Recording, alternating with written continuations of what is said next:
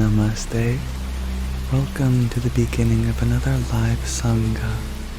May this be an offering to Sri Radha Krishna. Here we are, start of a new week, Sunday. On Sundays we do ASMR. Today, this week, I thought we'd do something slightly different. Instead of whispering, we'll do something a little more halfway in between my regular speaking voice and whispering. So, soft-spoken will be the texture of sound, I suppose, during this Sangha. Other than that, it'll be a particularly regular Sangha. Hello Jason, hello Rachel, and hello MJ.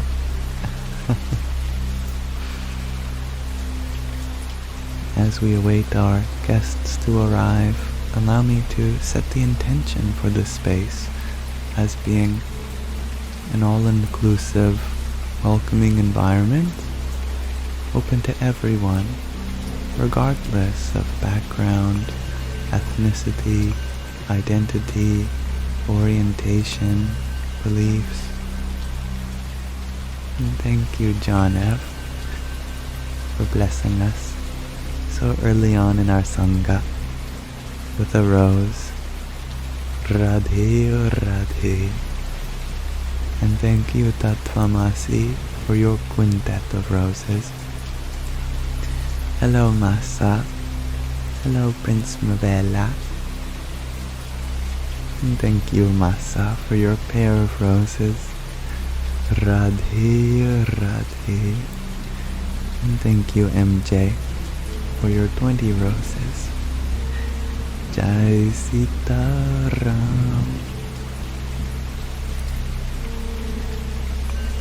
Given that it's also Root Chakra Sunday, we'll take a very grounding approach to our discourses today, without getting into anything too metaphysical. And as Sky Guardian points out, I may not be whispering today, but I thought we'd do soft-spoken, so I won't raise my voice. Just a generally relaxed tone. And thank you, Bella, for your rose. Hari Om Tat Sat. And Sandy, thank you for your rose. Om Namo Bhagavate Vasudevaya. Before we ask the question of the day, since we are very early, and then read another section from our book, Premonitions, you ask, how can I deal with my mom guilt and regrets? Motherhood is such an amazing flavor of the spiritual journey. Sometimes the qualities of a mother flourish in ways that you might not expect them to. Just as carrying of a child in your womb is a miraculous appearance of life, life can arise in so many other miracles. I would forgive yourself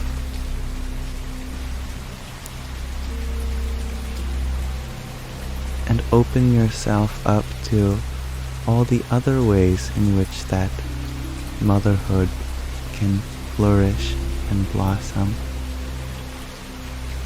Even in ways that we thought that we weren't being a good mother. We were just developing another side of it. And hello Billy. Hello Sammy Zado. good evening, Mahina. And hello, Bella Brandt. I am well. And hey, Anna. And thank you, Lily, for your tiny. Yippee! I had a question of the day for you all. I was wondering today, what do you like to think about while you fall asleep? Personally, I like to do the Maha Mantra that Avros Bentos actually has just put in chat simultaneously. I think about Hare Rama, Hare Rama, Rama Rama, Hare Hare, Hare Krishna, Hare Krishna, Krishna Krishna, Hare Hare. I do have rain sounds in the background, Billy, if that's what you're wondering about. I can try to look for different rain sounds if you prefer. Jeff, you like to think about tomorrow. Think about all the possibilities that life will bring us. Bella, you think about nothing, ideally. That's quite an ideal, especially for the mind, who loves to think. And good evening, Cav. Nick, you share that you like to think about what's happening throughout the day. Yeah, it's a good time to process. Small, you like to think about your goals. It's a beautiful thing to think about. And thank you, Julia. Lily, you put protection over your sleeping body, as well as love and light. I can turn down the rain sounds, yeah.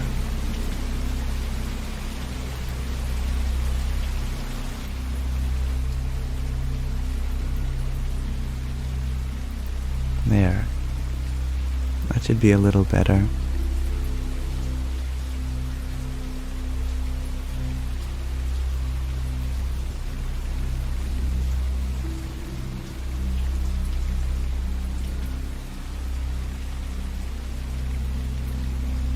Billy, you sometimes focus on making your breath slower and deeper. That's a great practice.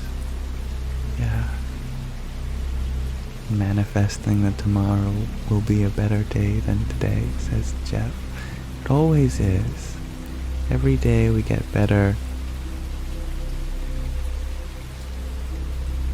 Laura, you try to think of ways to show love to others. That's a very excellent strategy to fall asleep. MJ, you try not to think, but your mind races. You've been listening to me, and it helps. Well, anything to get you that rest that you deserve. I'm happy to hear that. John F., you share that right now you think of your recently deceased partner. That makes a lot of sense. Yeah. I would too. It's always nighttime. I remember quite young, I realized that when I'd fall asleep at night, sometimes I would grieve over others. But I'd never do that in the morning.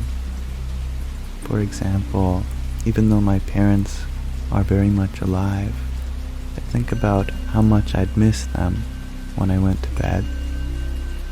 But when the sun has risen in the morning, the mind doesn't seem to put so much attachment on those kinds of things. It's fascinating. It reminds me of a meme I saw a few months ago about not to trust your thoughts after 9 p.m. like the gremlins. Don't let them stay up past 12 or midnight, whatever it is. The mind is that gremlin. But I hope it's a mix of also beautiful things.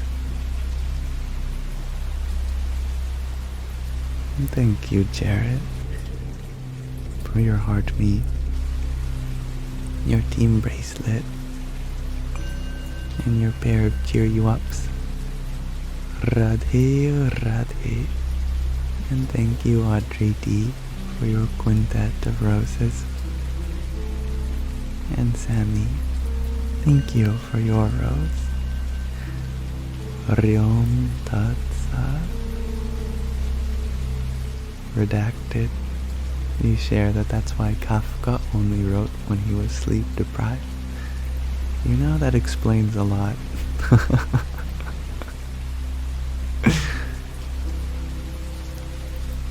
Good morning, Gina.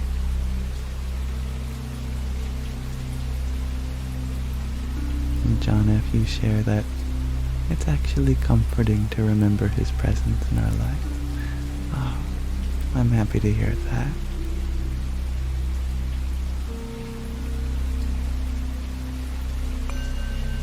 And hello, Audrey. It's not, you mentioned that you always visualize yourself lying in nature, under some moss or next to a lake. I love that. What I really like about my parents' backyard is that it's a mix of grass and also clover and moss, so it feels really good on the feet.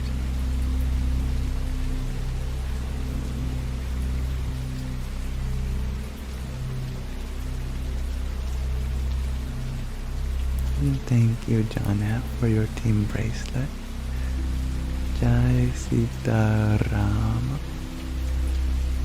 And thank you, Sammy, for another fire. Radhe, Radhe. And Kimmy, you share that you rarely sleep, but you try to think of the ocean. It's crashing waves.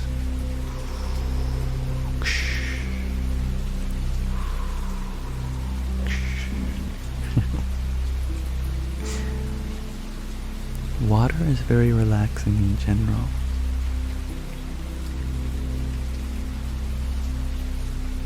Doom Night, you think about how not tired you are and what's on TikTok. Relatable. And Rain, you share that when you fall asleep you listen to guided meditation or music. I was hoping that you would say that you listen to rain.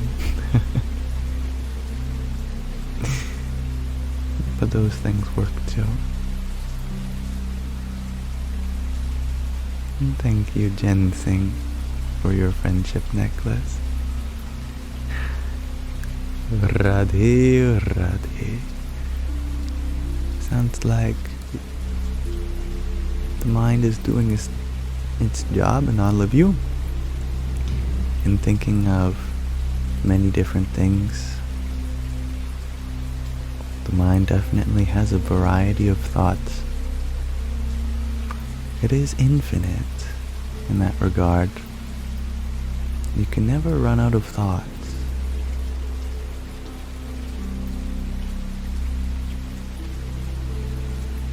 And hello, sweet baby. Nice to see you here again. I am doing well, thank you. And I hope that you are well in this moment.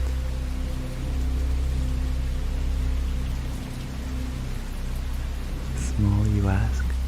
Did you have fun at the brickless brick store today? Well, I was only in there for 10 seconds.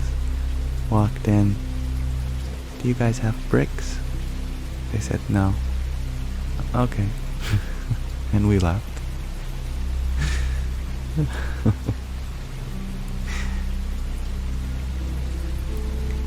And thank you for answering my question of the day, everyone. Hello, cornbread. I agree, Laura. It is lovely that we are able to connect with one another. No matter the distance, we are here now together. Bella, you ask what do you think of before sleep? I like to think of my favorite mantra. Hare Rama, Hare Rama, Rama Rama, Hare Hare, Hare Krishna, Hare Krishna, Krishna Krishna, Hare Hare, and I'm out like a light. Now why don't we read from another section of Swami Taratmanandaji's book, The Roar of the Ganges,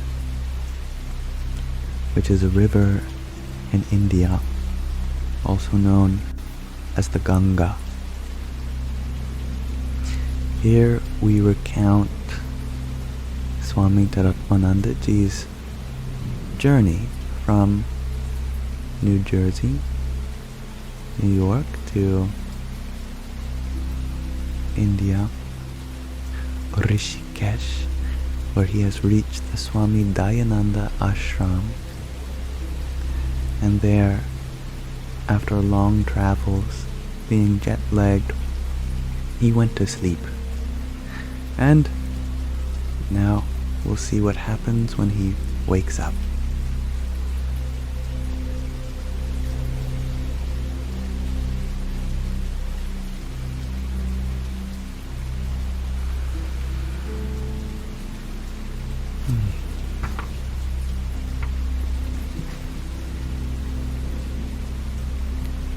After dozing for a couple of hours, I was awakened by someone rapping at the door. "Mark? Are you there, Mark?" A voice called out, "It's me, Vijay." "Vijay?" For a moment, I thought I was dreaming. Then he knocked again. I jumped up from the cot and opened the door. My old friend stood there, smiling. "You are surprised to see me?" he asked. For a moment, I stared in disbelief. Then I stretched out my arms to embrace him. Vijay and I met 10 years ago on my first trip to India. Since then, we had enjoyed many months of study and travel together, traversing the entire length of India, from the Himalayas to the southern peninsula, where the Arabian Sea, Bay of Bengal, and Indian Ocean all meet on the sandy beaches of Kanyakumari. Vijay's beard was now streaked with grey, and his stomach had enlarged somewhat since the last time we met. He wore robes similar to Swami Sudhananda's, a dhoti and upper cloth, except Vijay's were white in color. White signified that he was a brahmachari, a spiritual student, a status roughly equivalent to a novice monk in a Christian monastery. Vijay was still grinning as he sat down in the chair. He addressed me with his usual heavy accent. "I was wanting to meet you when you arrived, but I could not reach ashram on time. I am so happy to be meeting you again. All these days I am wondering, how is my brahmachari friend in America?" Vijay had recently come from an ashram near Coimbatore in South India, where he attended a 3-year residential course, comparable to a study in a Christian seminary. Together with 50 other students, he had undergone an in-depth program of meditation, scriptural study, and Sanskrit instruction. The course was taught by Swami Dayananda, the founder of both the Coimbatore and Rishikesh ashrams. Years before, I had attended a similar course taught by Swami Dayananda at his third ashram in Pennsylvania's Onako Mountains. Vijay had come to the Rishikesh ashram to continue his study and meditation. And hello, Auntie. Hello, Amanda. I'm doing well, thank you.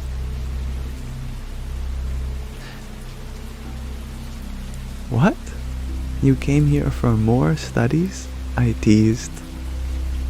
Didn't you get enough in the 3-year course?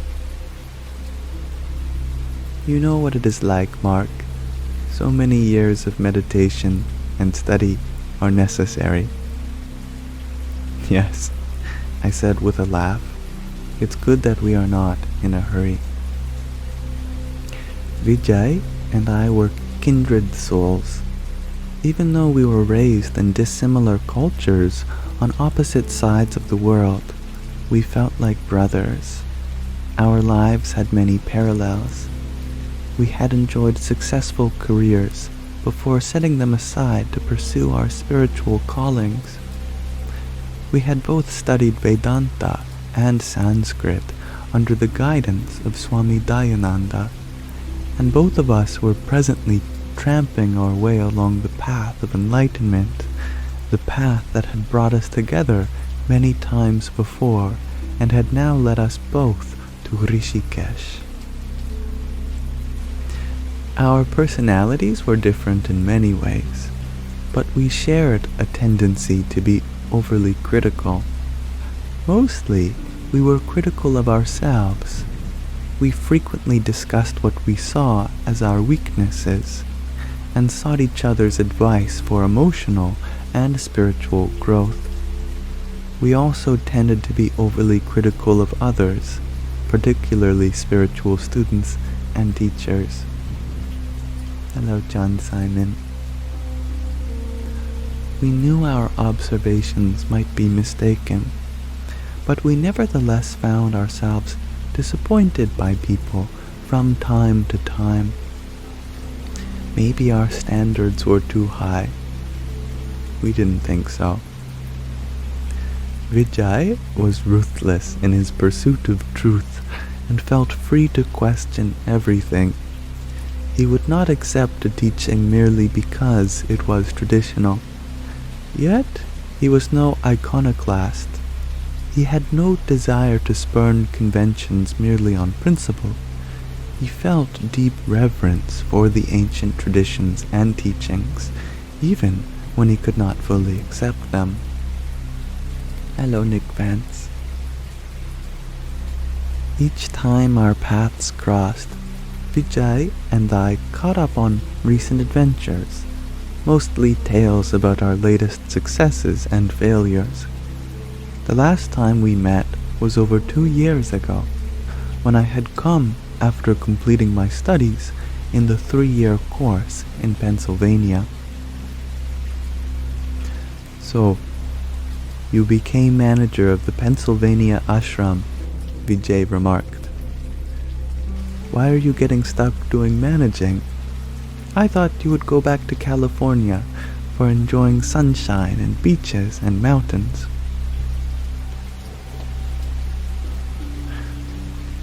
I never planned to get so involved with the ashram, I replied. When I first came as a student, I didn't know what to expect. I came for study and meditation, not for communal life. I even worried that the ashram life might be too uncomfortable for me. But I found that life in a community of spiritual seekers suited me.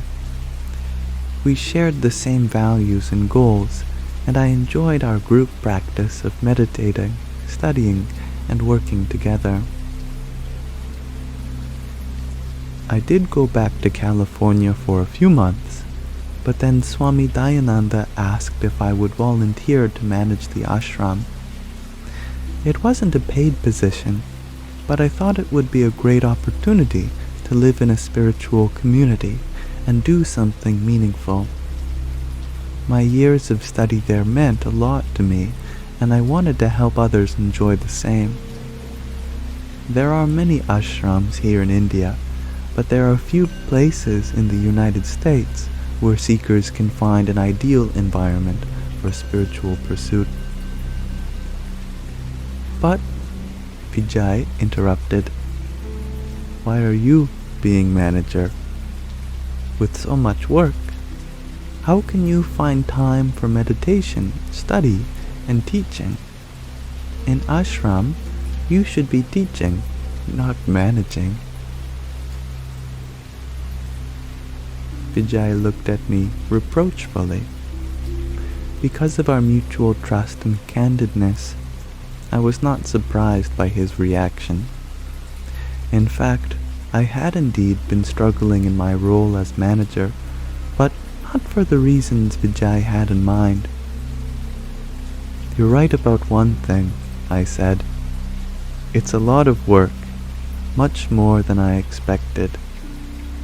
I find time to read and meditate, but not as much as I would like.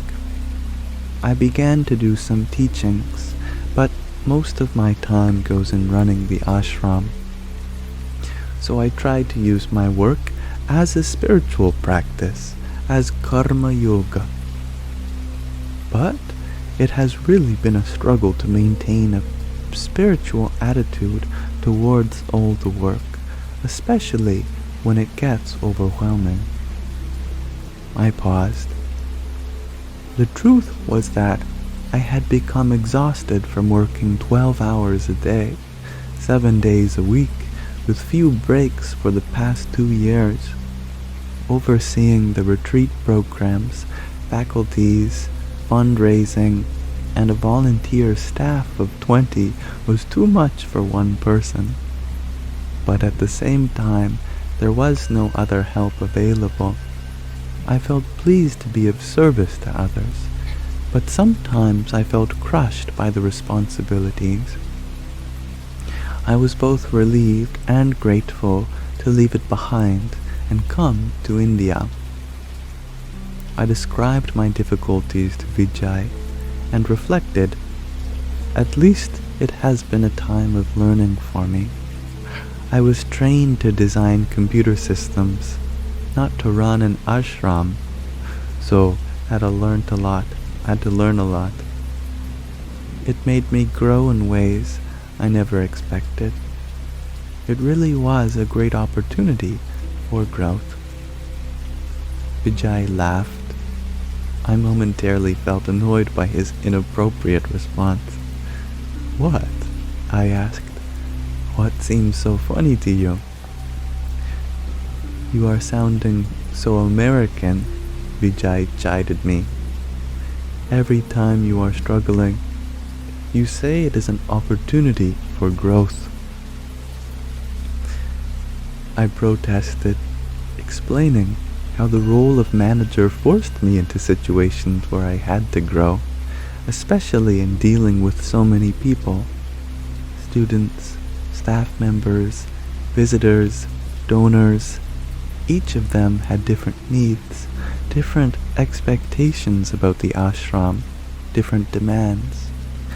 Conflicts arose continually, and it was my responsibility to resolve them. The manager's chair was truly a hot seat. Sometimes frustration or anger built up inside me. But as ashram manager, I needed to be completely supportive of others. So, if I was going to resolve their conflicts, I had to be free from conflict myself.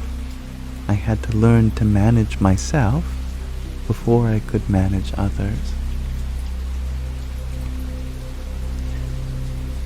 Vijay frowned in concentration as I spoke. Then a gong rang out from the courtyard. Tea is ready, he said. Chalo, let's go. Stepping on to the veranda, I surveyed the familiar ashram compound. My life had changed a lot since my last visit here. My transition from computer engineer to ashram student and then to ashram manager was as surprising to me as it was to my friends and family. And now, the events unfolding in my life had brought me here in preparation for another transition, one of tremendous significance, just 2 weeks away. On a table outside the dining hall, a large urn of tea and stacks of stainless steel cups had been set out. Vijay handed me a cup, into which I poured some of the hot, thick concoction. The steel cup burnt my fingers as lips as I sipped gingerly. This sweet, milky tea, called chai, is the beverage of choice throughout North India. In time, I learned to like it. We walked towards the compound's far side, where the Ganges flows below a retaining wall built to contain its waters when it swells with the monsoon rains. We sat there on one of the brightly painted benches, sipping our tea with the river and Himalayan foothills stretched out before us. I was eager to tell Vijay the reason for my visit and share my exciting news. Yet, I felt uneasy, vaguely apprehensive. Was I afraid he might not approve? After I summoned my nerve and told him, Vijay exclaimed, "Badhai ho! Congratulations." I knew one day he would become a sannyasi, or renunciate. Now you can get out of ashram management so you can study and teach more. And hello, Ambrosia. I had to explain to Vijay that I would continue to bear responsibility for the ashram's operations after my return. I could not abandon that necessary job, nor did I want to. For me, becoming a sannyasi was not a means of escape. It was a conscious deepening of my commitment to spiritual growth. Managing the ashram would continue to be a major part of my spiritual practice, at least for the near future. In spite of my obligation to continue as manager, Vijay still felt that I was indeed taking a big step in the right direction. I was glad for his support and vote of confidence. In fact, he seemed far more convinced of the rightness of my decision than I. To Vijay, the decision was obvious. Anyone intensely devoted to spiritual pursuit would choose to become a sannyasi if possible. But he was born in a culture where becoming a sannyasi is not uncommon. Had I been born in India, my course of action would have been clear. But since that wasn't the case, I had to grapple with complex, cross-cultural issues before coming to this junction in my life. And those challenging issues were just a forerunner of what was to come. So, we finish the second chapter now. Well, the first chapter, but there was an introduction that we also read. Later on in this live, we may begin the next chapter, called Ashram on the Ganges. But for now, we may pause our reading there and reflect back on the casual discussion between Swami Taratmananda, or as he was known then, Mark, and his friend Vijay. How having a supportive friend such as Vijay is so important in our spiritual growth. Additionally, it seems as though Mark had made the decision to become a sannyasi, which is the next step after brahmacharya, after student life, becoming a renunciant. It is not so uncommon to become a monk, especially in India, but it is for Westerners, such as Mark. We also had the theme of karma yoga expressed in his role as a manager at the ashram, how working 12 hours a day, 7 days a week was exhausting, for free at that. But it was a kind of spiritual service. Thank you for listening with me as we read that. And again, thank you, Sky Guardian, for sending this book of your Guru our way for us to read in the Sangha together. And thank you to those who sent a gift whilst I read. Allow me to extend my gratitude back to you now. Lily, thank you for your heartbeat and trio of tiny tinies. Yippee! And Priscilla, thank you for your rose and perfume. Jai Sitaram. Thank you, Kami, for your heartbeat. Radhe Radhe. And Jared, thank you for your Gigi and bears of tiny tinies. Yahoo! Queen Rock Forever, you share that you do Thursday volunteer work at school every week. So you feel good doing this. I'm happy to hear that. Volunteering is not just something we do to add to our resume or to fill our bucket. It has a powerful effect on our psyche, knowing that we are in the service of others without expectation of return. There is a kind of accomplishment, a genuine, authentic peace that arises. And thank you, Gina, for your rose. Oriom Tata. And thank you, Bo, for your ice cream cone. Om Namo Bhagavate Vasudevaya. Good morning, Steve. And thank you, Priscilla, for your rose and ice cream cone. Amanda Michelle, you ask, what did I do today? Today I hung out with my cats in the backyard.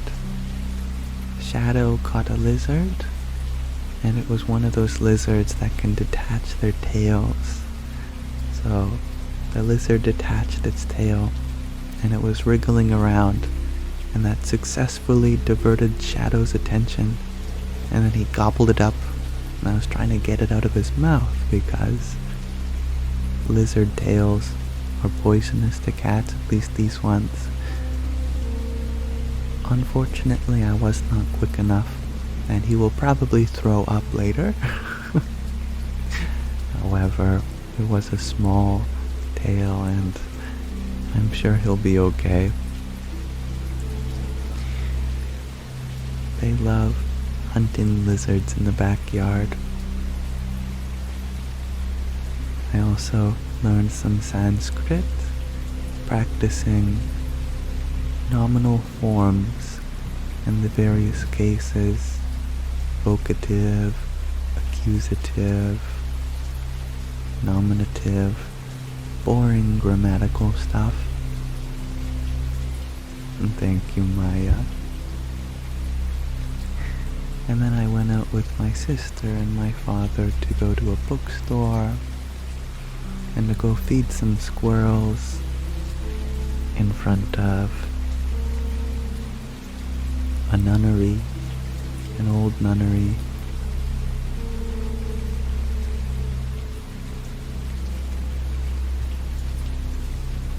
Mount St. Gotal Organic says, no, not boring.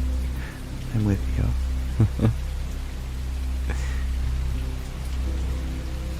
I secretly actually have a deep passion for grammar.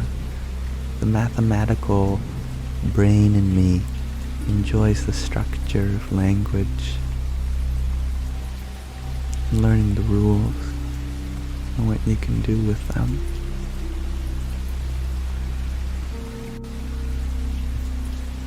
And Kelsey, you share a beautiful quote that everything in our life is ever changing. We search for the thing that never changes. Noble quest, as the Buddha said, to go and search for that which is permanent. That is a noble quest. It was an eventful day for my heart.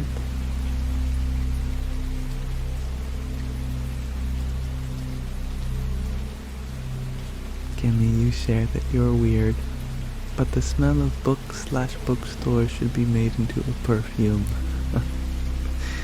I wouldn't be surprised if they had that. There's nothing quite like cracking open a new book.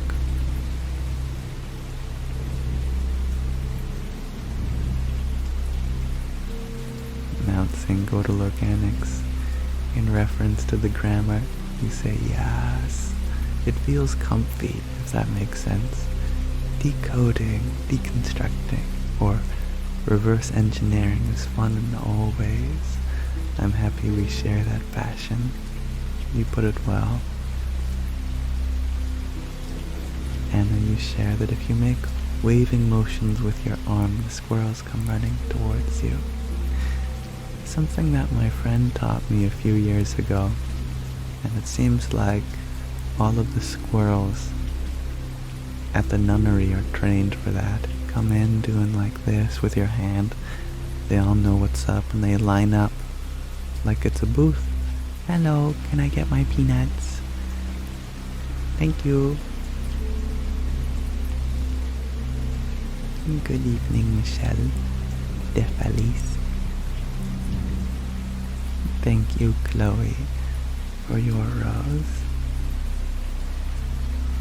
Radhe, Radhe.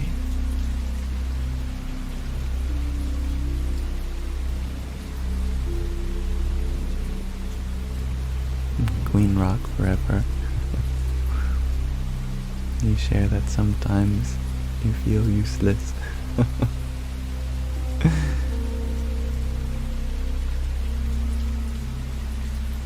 Part of our society is built on the drive being productive.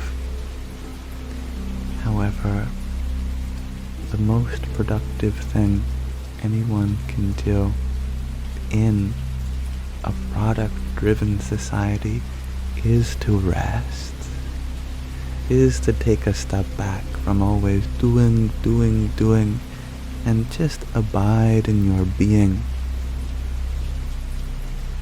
whatever that looks like for you.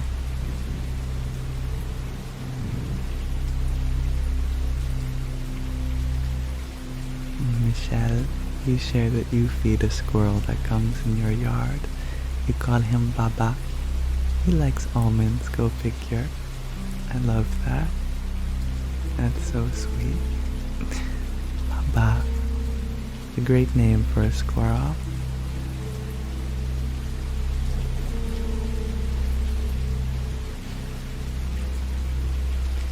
In Mi Baba studio, you ask, what does Radhe mean? You know what it means. You silly goose.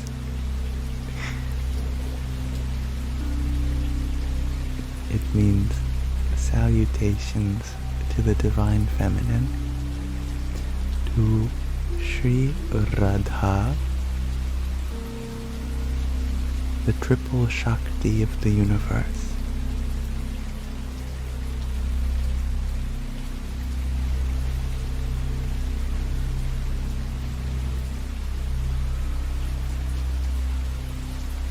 And Mount St. Godel Organics, you share that you have a squirrel lawn chair with snacks high on a tree. Oh, to be a squirrel in a lawn chair with snacks high on a tree. That sounds nice. And thank you for asking, Maria del Pilar. I am doing well. And thank you for your rose. Radhe Radhe.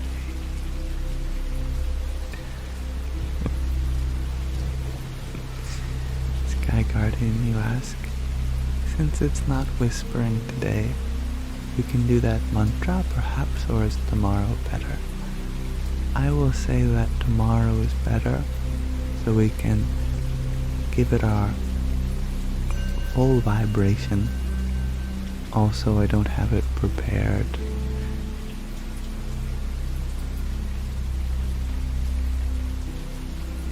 And thank you, Mount St. Godel Organics, for your fruit friends.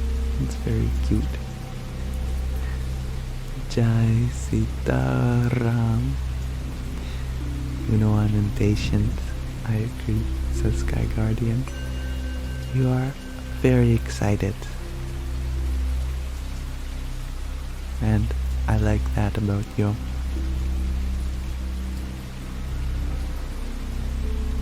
And thank you, Shakira, for your heartbeat. Riom Tat Sat.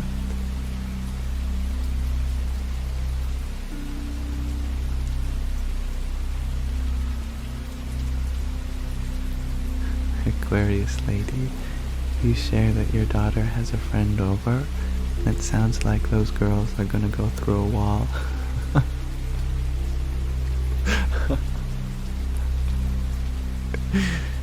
That's awesome. But yes. Oh, teenagers. Oh, to have that much energy, or you could go through a wall.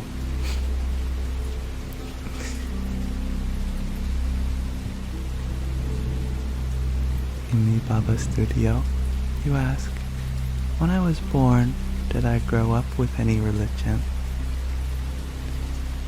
My parents were not religious people.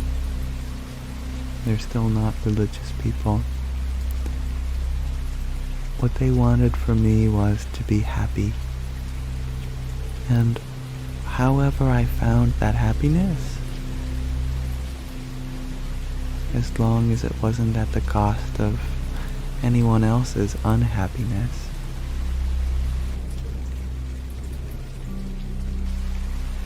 then they would support that.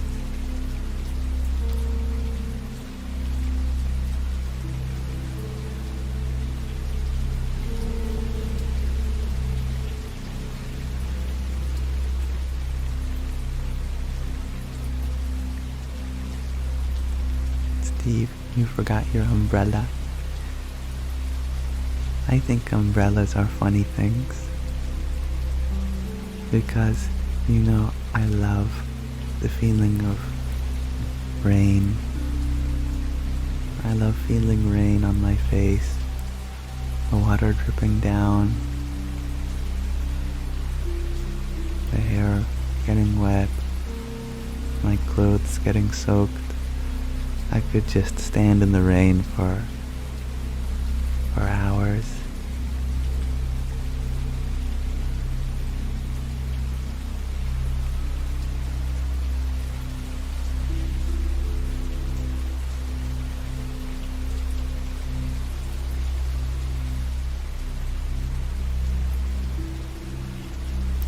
Small, you love being out in the rain too. And the Canuck Gypsy, You share that water is reviving and regenerative. I agree. In the Baba studio, you ask, are religions true or fake?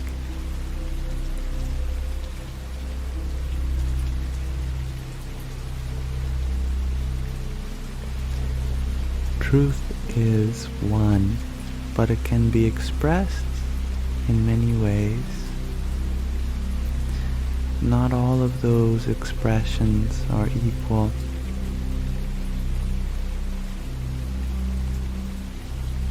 The truth is sometimes so simple that us humans overcomplicate it.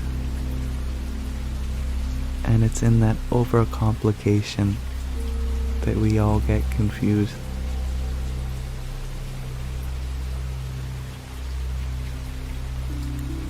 Sometimes the hardest things to find are the ones that are lying in plain sight.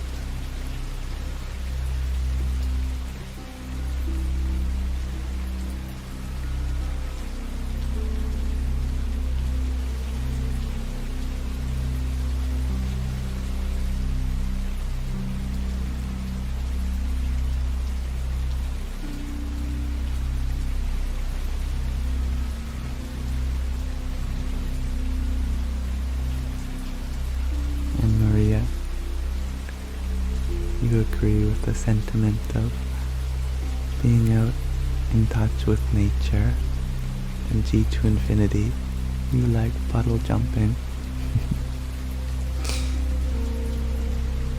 Yeah. That inner child, so patient, just waiting to come out whenever you get the chance.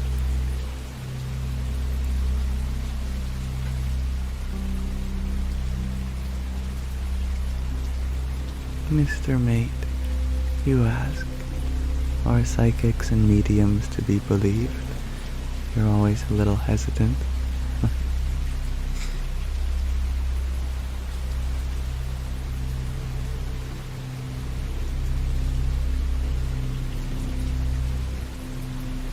I've never had the opportunity to talk to one myself and purchase their services, so I can't speak from experience.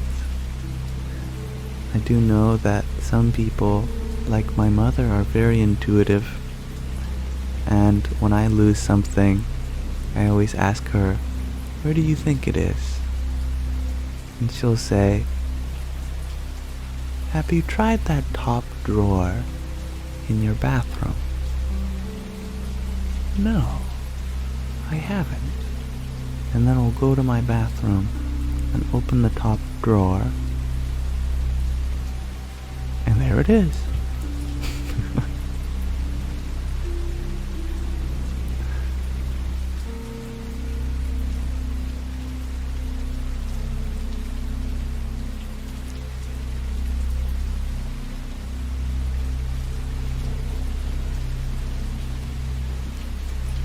Sky Guardian, you would like me to start attending the Sanskrit lectures on Wednesday again? I could indeed.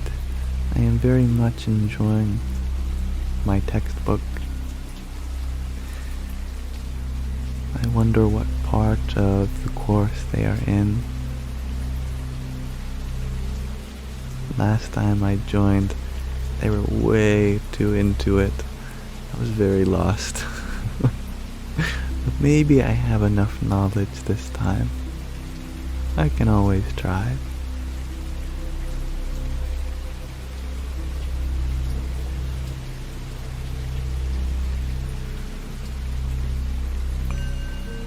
Yeah, that's right, Billy. Mom is my Saint Anthony, the finder of lost things. Thank you, Lex, for your rose. Radhi, Radhi.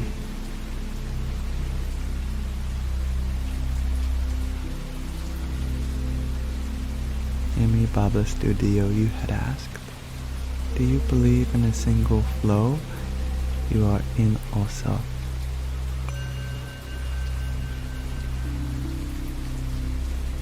This moment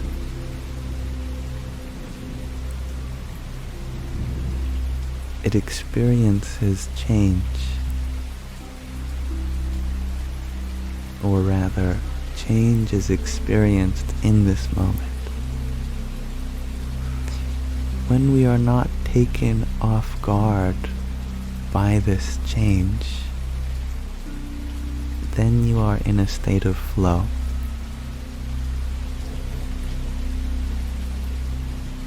So what it means to be in a flow-like state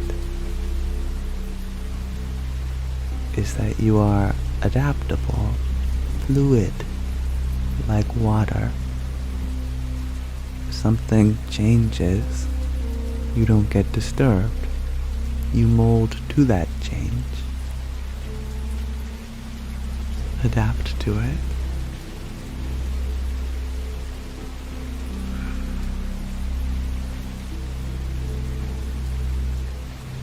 I very much like Kelsey's waterfall or fountain of wisdom. You are certainly a blessing in the Sangha. Thank you. And thank you, Chloe, for your trio of roses. Hari Om Tat Sat. I remember when I started to take everything a little less seriously. I would come downstairs with my plate of butter chicken and rice, and I would miss the last step, and I'd try to grab the rail in slow motion as the butter chicken is falling out of the plate, and then I miss the railing as well, and then I go and try to catch the plate, but I end up just hitting it even further out of my hand, and then the plate starts spinning and the rice starts spreading, and now there's butter chicken and rice all throughout the hallway.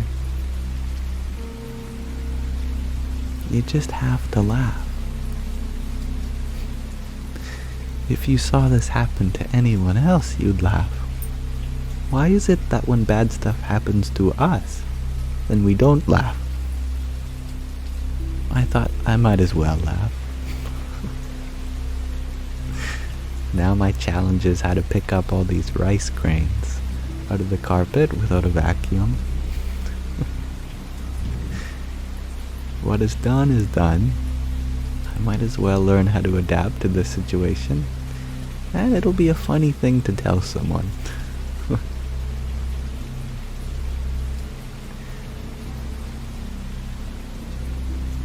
Every grain of rice I picked off the floor, it got even funnier.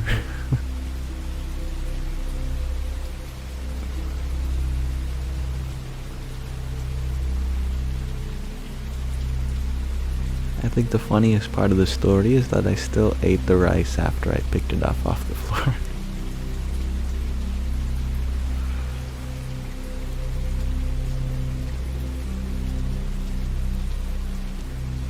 Thank you, Priscilla, for your heartbeat. Radhe, Radhe. And thank you, Mahina, for your hanging light. Jai Sita Ram. Guy Prince music. You say 5-second rule. Oh, is that what it is? I thought it was the 5-minute rule. Explains a lot of tummy troubles in my life. And thank you for your presence here, Estrella. Maria, you ask if I have any hobbies.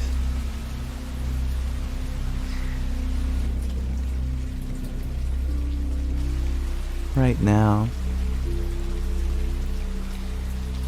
I like to study Sanskrit as my hobby. When I was younger, I had too many hobbies. I like to draw. I like to do creative writing, novel writing, short story writing, poetry. Then I got into chemistry, and I just start mixing chemicals together in my room. Then I got into photography,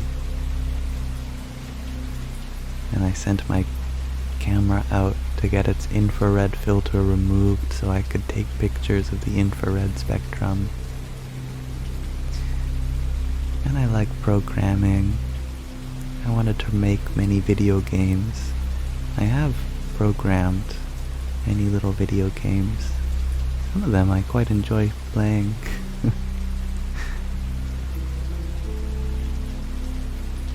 Mathematics. Playing around with graphs and equations. It's been a big pastime of mine. Whenever I'm stuck somewhere without internet, if I have a piece of paper and a pencil, then I have the whole universe of mathematics to explore right from my fingertips.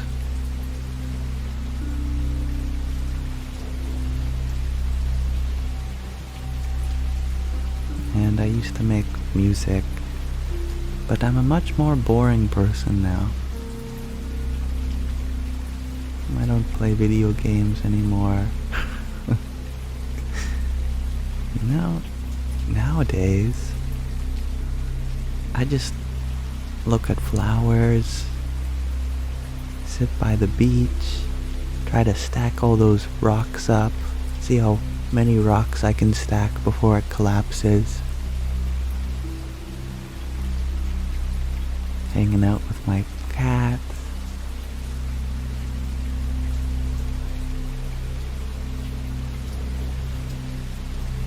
So I guess in conclusion, my main hobby right now is just being human. Just humaning around, you know.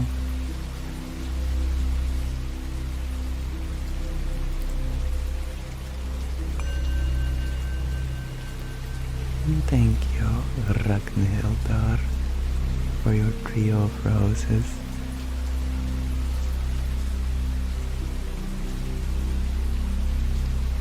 Kelsey, you shared that you love math as an adult, but in school I did not, and you want to become a quantum physicist.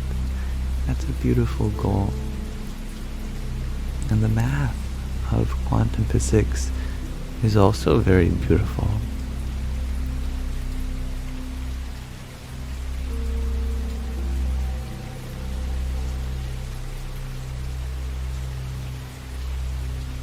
And Maria, you like creative visualization. That's a wonderful hobby.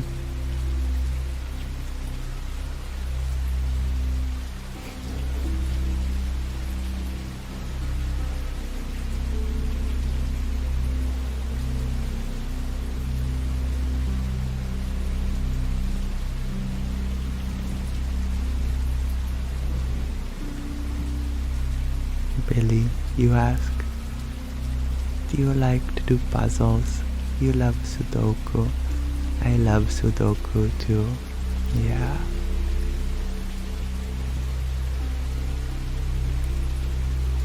Chess puzzles, some of my favorite. Try to find the mate in 2 or 3.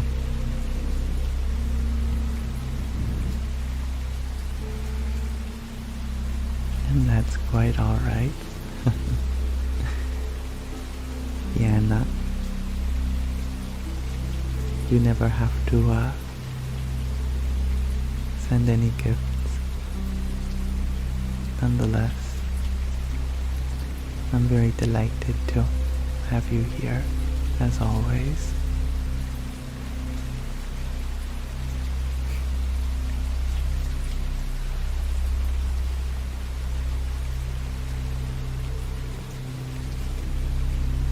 happens you share that people find comfort in escaping this moment by running to unconscious habits and addictions, and fasting is challenging this. I'm happy that you see that fasting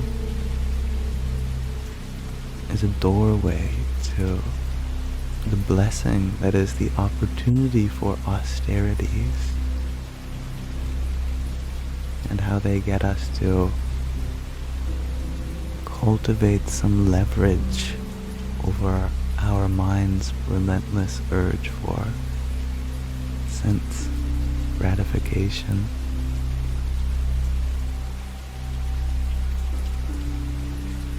Thank you, Christina, for your 7 roses. Radhe, Radhe.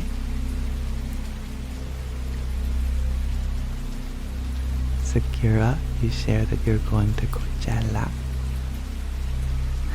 I have heard about this event. Very famous. Lots of people have their favorite artists there. I'm sure that's very exciting for you.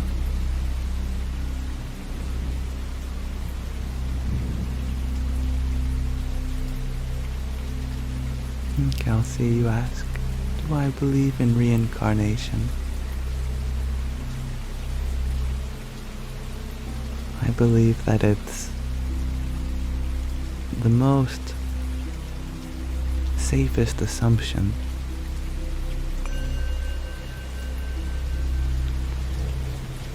I like what Stan Lee, the creator of many Marvel characters, said in an interview.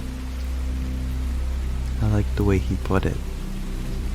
He was asked, what do you believe happens after death? And he said, nothing. But I just can't imagine that nothingness lasting forever.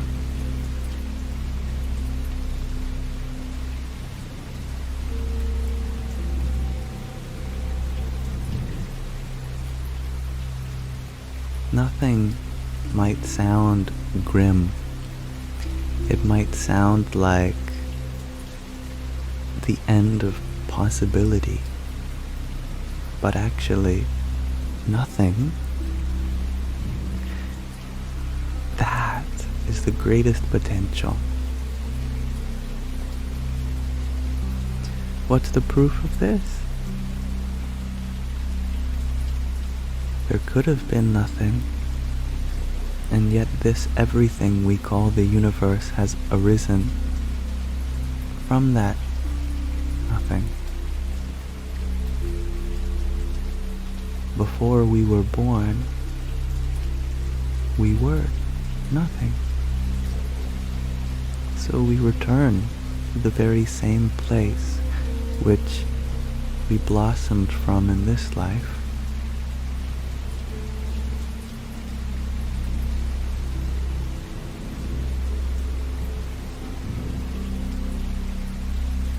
And thank you, Dan, how are you, for your heart me.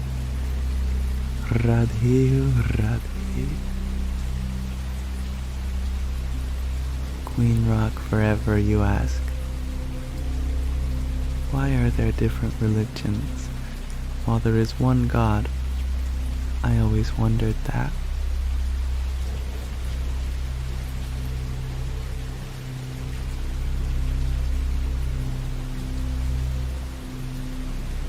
Why is there one movie concept, but so many adaptations and sequels and prequels and reimaginings? How many times has the Batman movie been made? How many origin stories? How many twists? How many different ways of conveying the same meaning? Some people have their personal favorites. They prefer one version of Batman, not the other. they might love that version so much that they won't even honor or recognize the other versions as valid portrayals of their favorite superhero.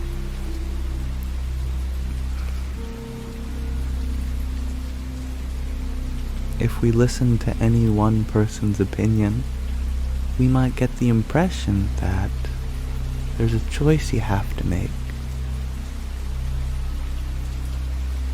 Are you team A, team B, team C? Because not every one of them can be right.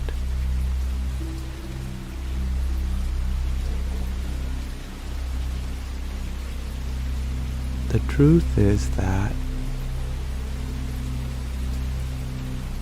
it's such a good story that there's so much potential for expression.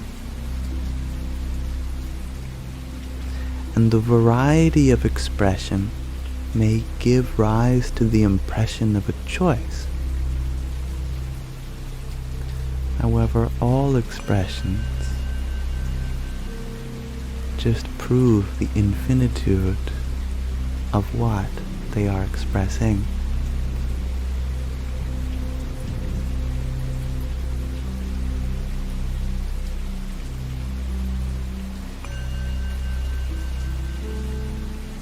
And thank you, Bobby So, for your heartbeat, team bracelet, cheer you up, and pair of finger hearts. Radhe, Radhe. And King, thank you for your tiny. Yippee. Jessica, you ask, how do you find peace with being patient?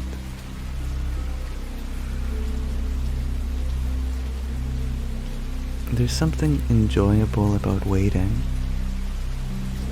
One of my favorite things to do is waiting.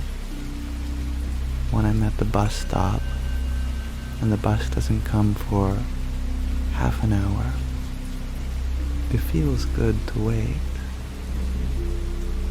When I'm at a restaurant and the cooks are very busy, after I order my food, it may take 20, 40 minutes to get my food back.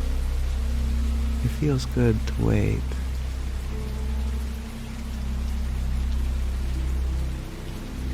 When my friend is coming over later, I get so excited.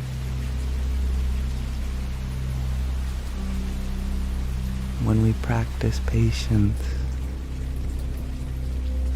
we are constantly improving ourselves. Every second that I continue to wait for something, I am increasing my ability to be still, be understanding, and be peaceful.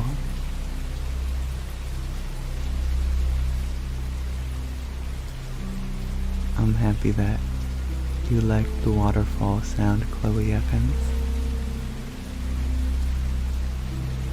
And thank you, Dog Darker, for your heartbeat. Jai Sitaram.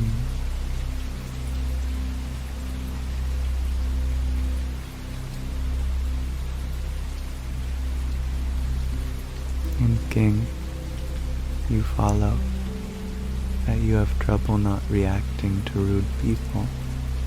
How do you deal with those that oppose you?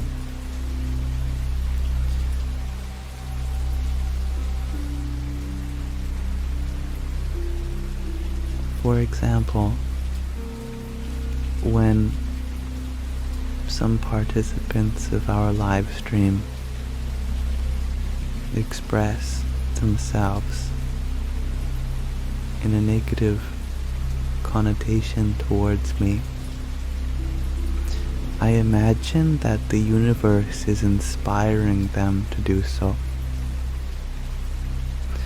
So I'm actually dealing with the wisdom of existence. not just some person who doesn't know something. I see God sitting in their heart, asking them to provoke me, to test if I'm truly peaceful with myself. And so I'm so grateful to be in the presence of someone doing God's will.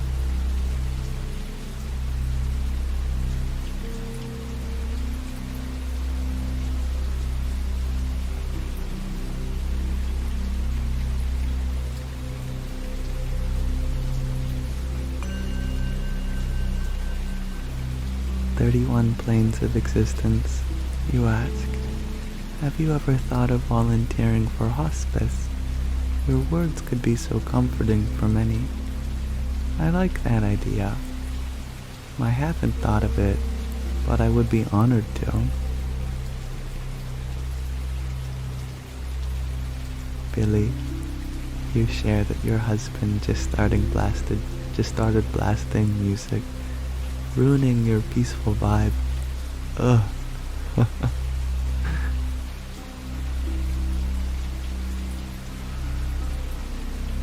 I am sure that the music that your husband enjoys helps him to be peaceful, as it expresses something that he might not be able to express otherwise, emotionally, through the lyrics, the sounds, the chord changes, the textures of the instruments. We can always incorporate the noise we experience into our meditation, like the lawnmower that your neighbor is driving across the yard. Oh, sounds like the Om mantra. Om.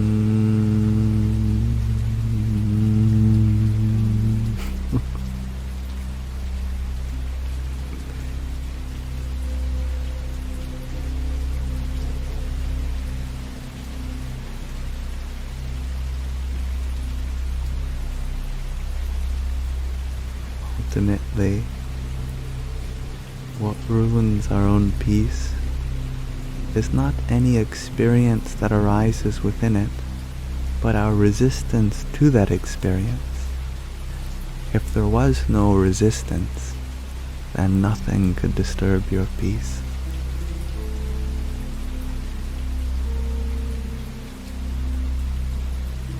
And I'm happy that you enjoyed the sounds of Krishna's flute, Saturnus. You're very welcome.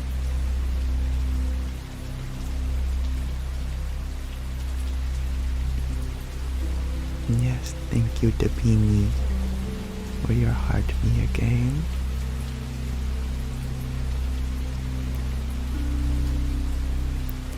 The smiley stone, you ask.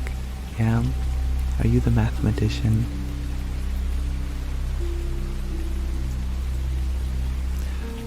I wouldn't dare to accept such a highly esteemed title.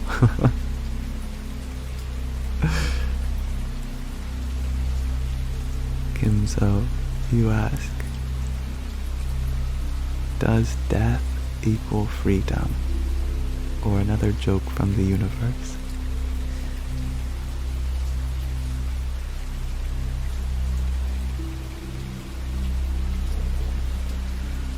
In some ways, through death, we are freed from our pains. However, even if we are born into a new body, that doesn't mean we have no more lessons to learn.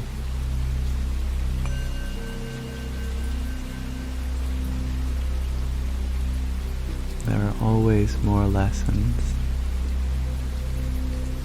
more things to learn.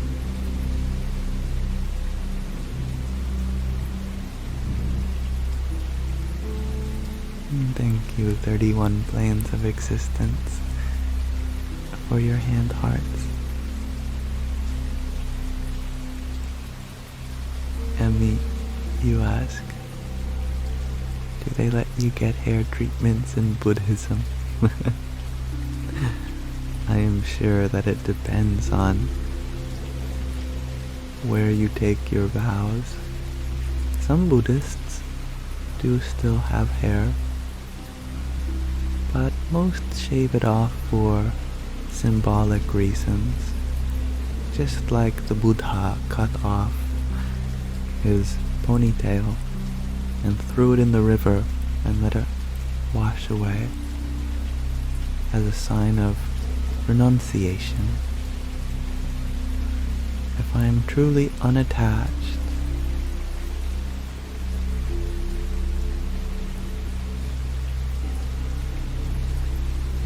Kimzo, you ask, why do we need lessons in the first place? What if I just want to chill?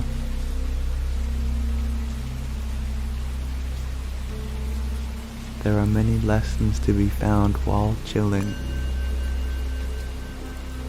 Chilling allows us to process the lessons we've learned,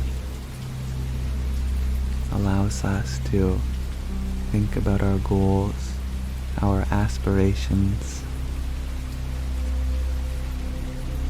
Chilling is a vital part of the process of learning. If it was all learning and no chilling, you wouldn't be able to learn as much as you do.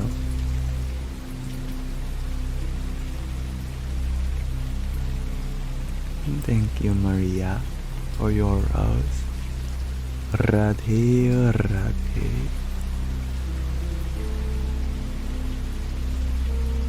Jono Bradbury, you ask, is meaning subjective or objective in your opinion?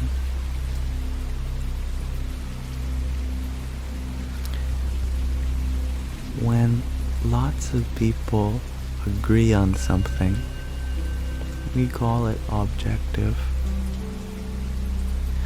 When lots of people disagree on something, we call it subjective. But the words objective and subjective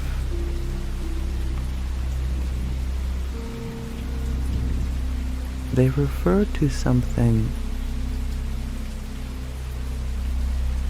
that we learned, I guess, in English school. I don't know what the general term for English is, whatever language that you learned while growing up, your humanities, your writing abilities, your language class.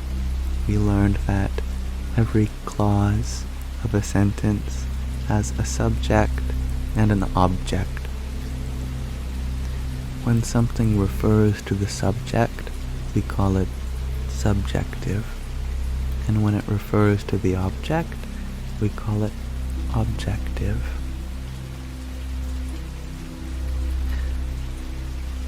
Who is the subject of life? You are. What is the object of life? Whatever is in our awareness at this time. Thought, emotion, body, human. These are the objects within our experience. Science is the study of objects. We're interested in the stuff that makes up this moment. So to find an objective answer to something means to observe what's within this moment and how we can come to an agreement of this physical universe together. That is the scientific method. The spiritual method takes you in the other direction of life.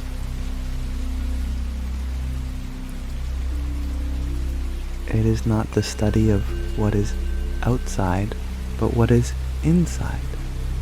Who am I? What am I? I am observing objects, but I don't care about what I'm experiencing. What is this experiencer that I am?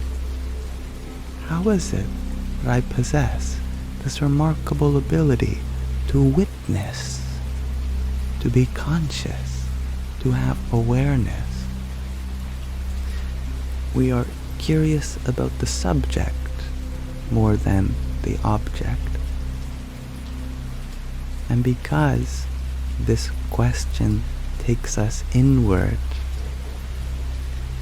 then the answers that we will come to are subjective, because they deal with the subject of who you are. They cannot be objective because you're not dealing with objects. You're dealing with the subject of all objects, that which you are.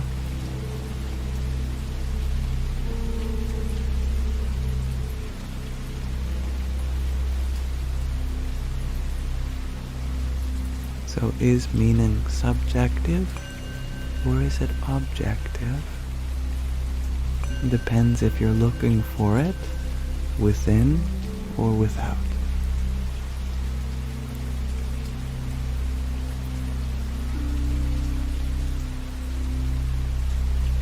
Hello, Alan.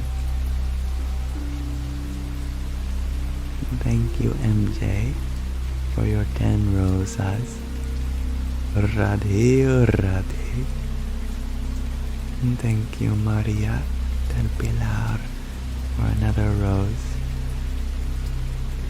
Oriom Tat Sat. And thank you, Alan, for your 7 fires. Jai Sita Ram. And Lily, thank you for your pair of rosas and your quartet of roses.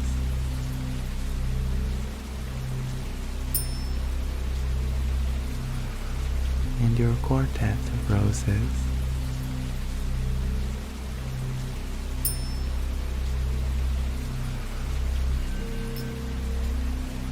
Now it seems that my internet disconnected me for a moment. If my internet has returned, do let me know.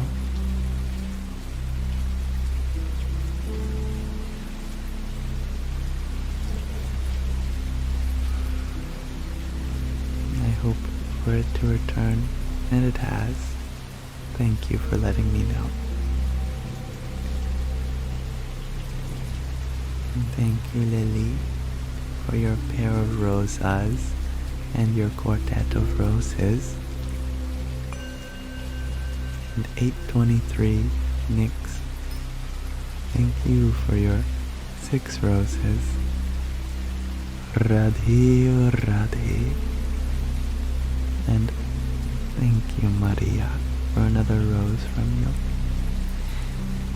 Yes, I did already thank you. However, I thought maybe the glitch had cut me off, just in case you didn't hear me. But I'm glad that you did. My gratitude certainly remains.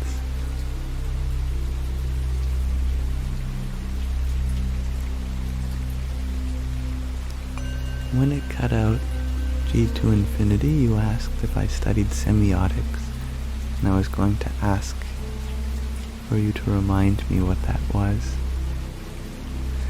I am sure that my answer is no. Nonetheless, I would love to be reminded. And thank you, Lara, for your finger heart.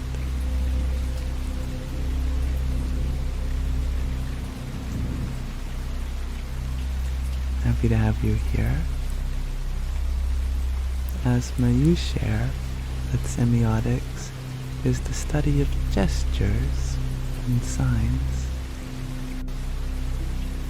Interesting. No, I have not studied that. Besides, of course, being a student of life, the study of the use of symbolic communication. I suppose everything in communication is symbolic,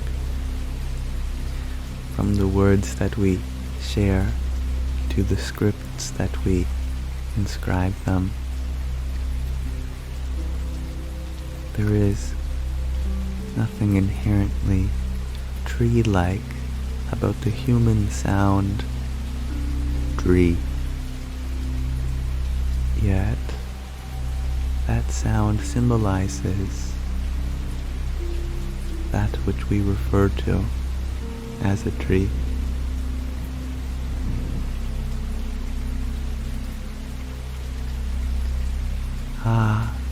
Humanity and its symbols.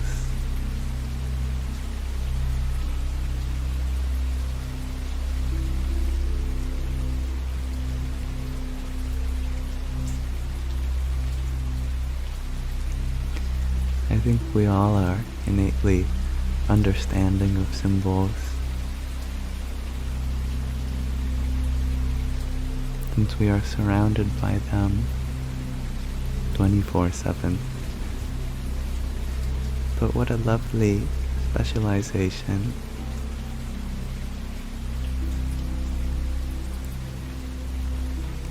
Billy, you ask, isn't this amazing having so many unique, loving, special people all in one place?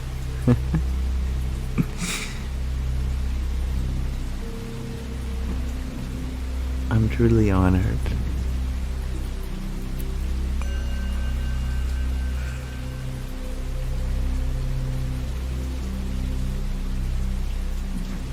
And thank you, Crystal, for your heartbeat.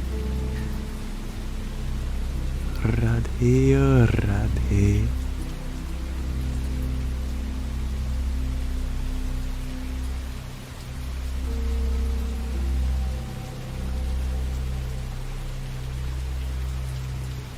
I think it's a good time to crack open another verse from the pocket Pema Chodron, a lovely Buddhist nun. And hello, this is my show. Thank you for your paper crane. Hari Om Tat Sat.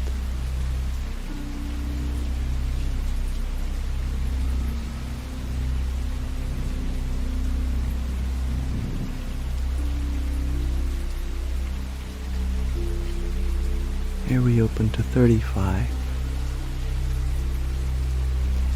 Have no expectations. Just be kind.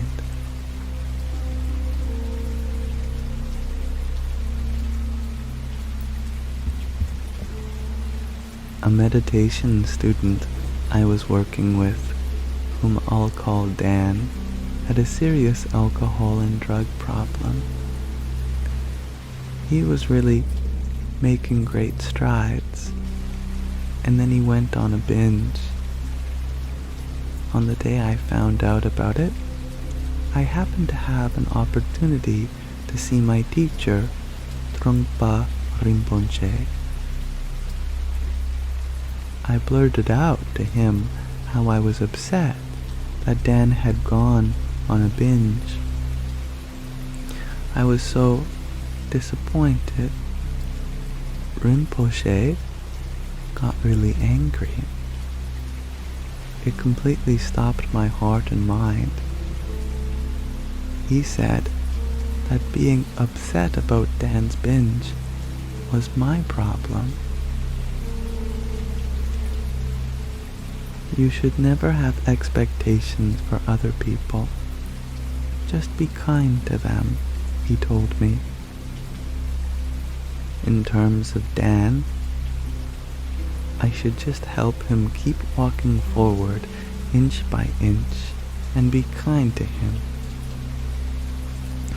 Invite him for dinner, give him little gifts, and do anything to bring some happiness to his life. Instead of having these big goals for him, he said that setting goals for others can be aggressive.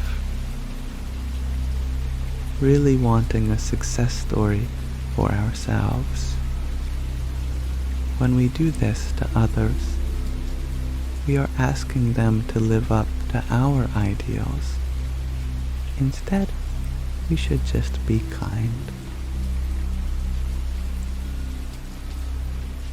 Many of us have a Dan in our life. We just see so much potential in them that we get frustrated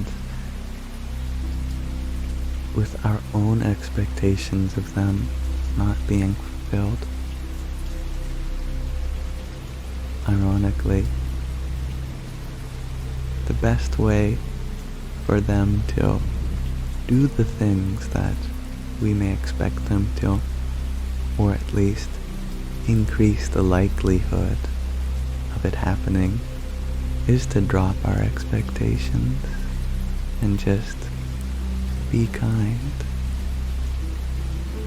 It's okay to make mistakes. Where you're at is where you're at. And I will happily help you in the way that I can.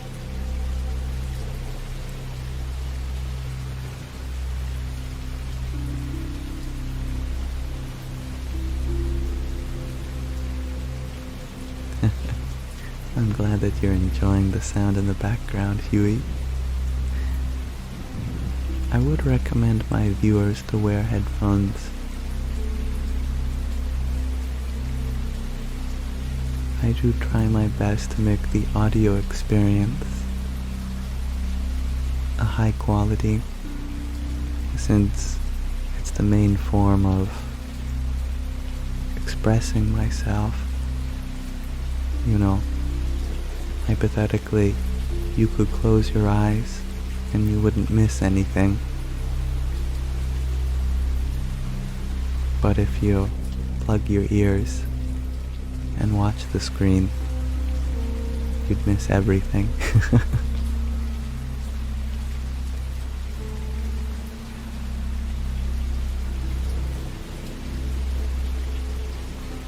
Hello, Northern Fae Awakened. Happy Sunday.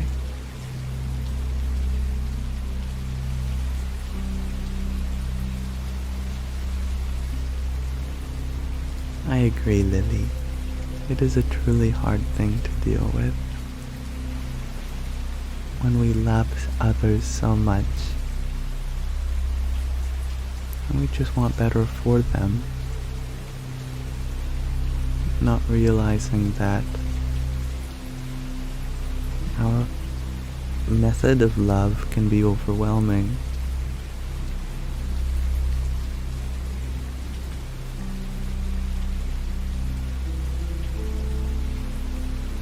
Path of enlightenment, you ask, do you believe the beginning of everything was a spark in consciousness that then evolved?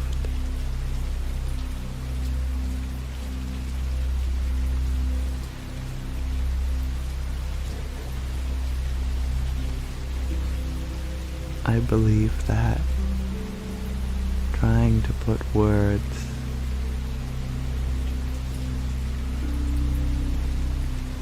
in the direction of that beginning is a very brave thing to do.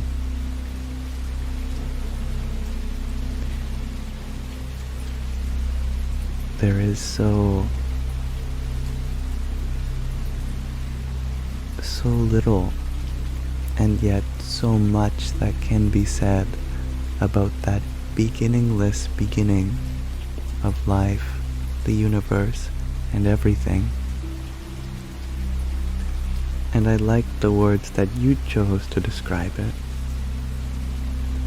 A spark of consciousness with the potential to evolve. Because that sounds a lot like the beginning of our life, let alone the universe's, when we were but a speck in our mother's womb.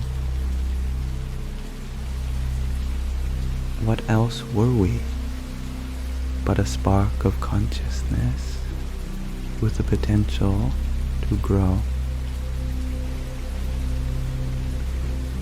And there are certainly so many overlaps and connections we can make between our life and the life of the whole universes.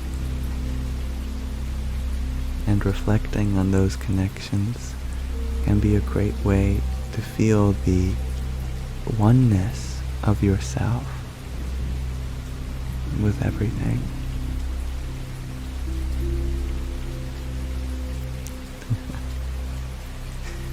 And we share that today I am giving the adventures of Mark Twain vibes. You think it's the calm and yet bizarre voice.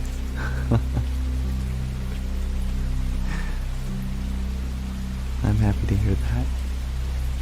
I take that as a compliment. Kelsey Ann, you say, I talk a lot, so am I still a fool or just excited?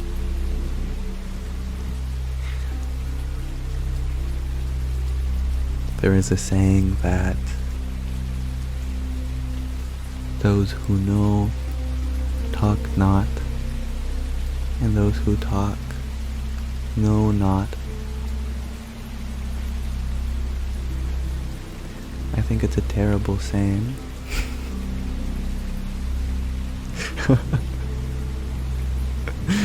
Not because I know.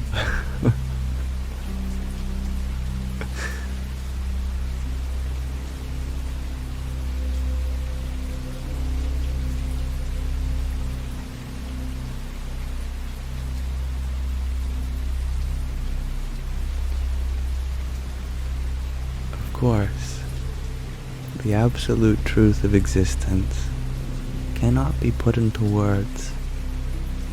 There is no word or set of words that could ever describe it fully. And how could you? Words are finite. Existence is infinite. That doesn't mean we shouldn't try. After all, it is through words that all of us come to understand each other primarily. There is indeed much communicated beyond words. But imagine a world without them. How many stories wouldn't get told? How many songs wouldn't get sung?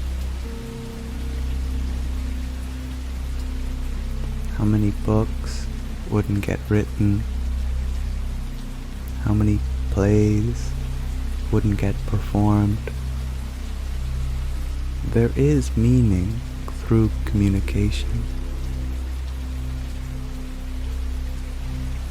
It's somehow transcendental to the words, and yet the words are important.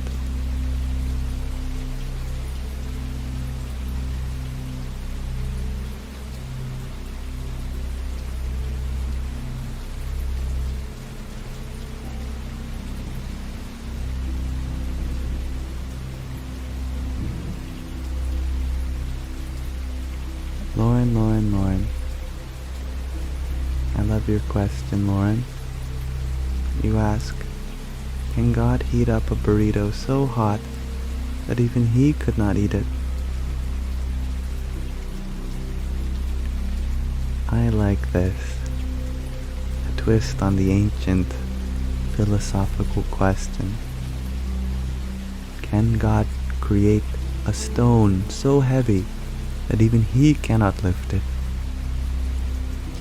What other variations could we create in the modern time?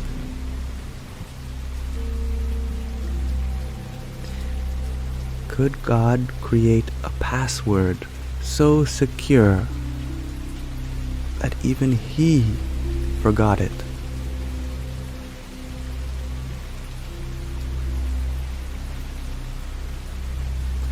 Could God create a Netflix documentary so long that even He fell asleep watching it?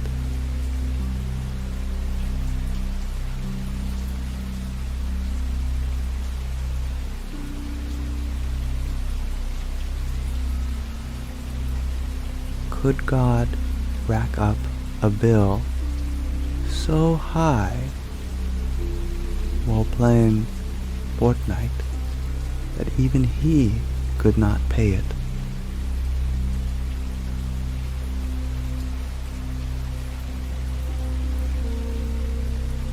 Could God create a video game so difficult that even He could not beat it?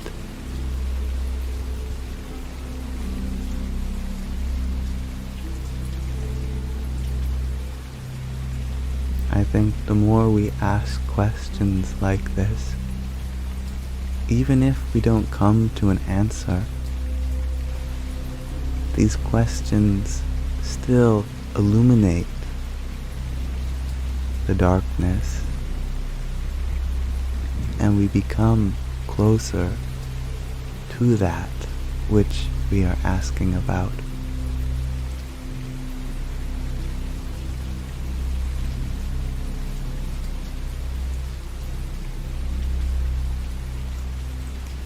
Could God create a beer belly so fat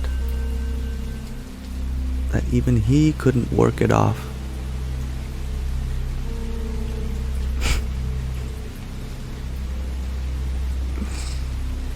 No matter how many trips to the cosmic gym,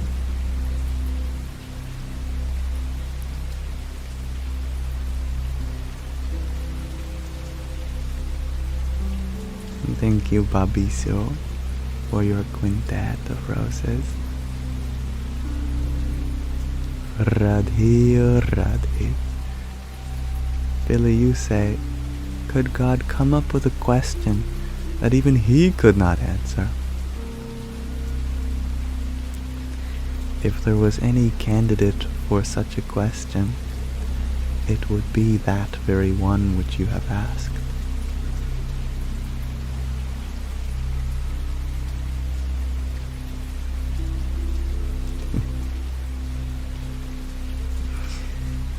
Happy to see you again, Bacon the Bird.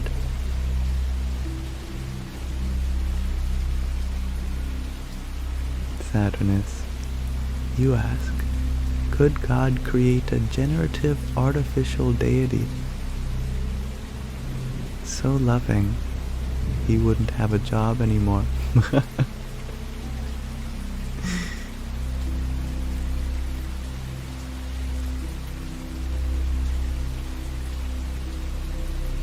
Chloe, you ask, could God create a thing He did not love?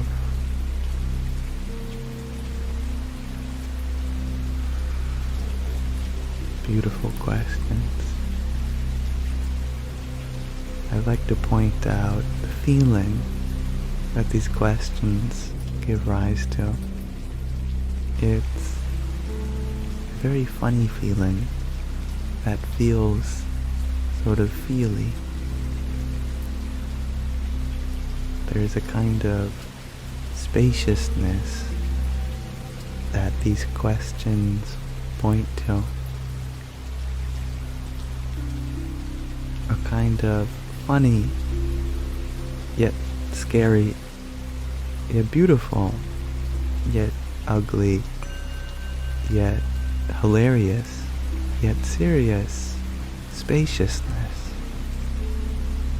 There is a kind of presence that follows from these questions.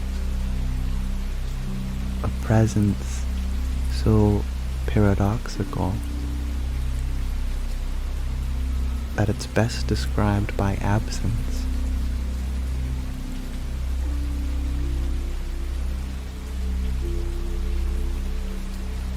And thank you, Blue Jay, for your rosa. Jai Sitaram. Mahina, you share that. You were so good at your job. You were the top performer. Now you're at the bottom. It's odd to you. The universe knew that you enjoyed working toward something so much that once you got to the top, it put you back at the bottom so you could continue growing.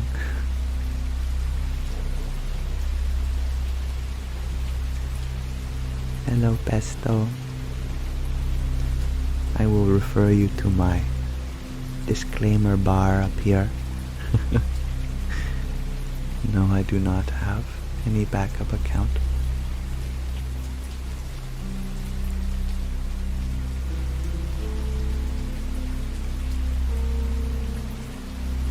Queen Rock forever, you ask. You have a question. Is there a question you can't answer?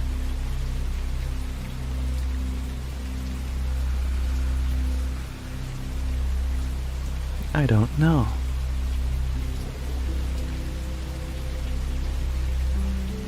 There's your answer.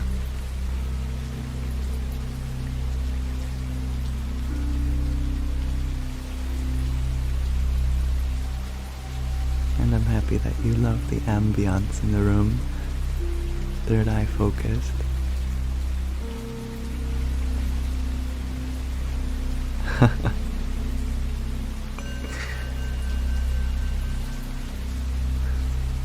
Thank you, Mahima, for your rose.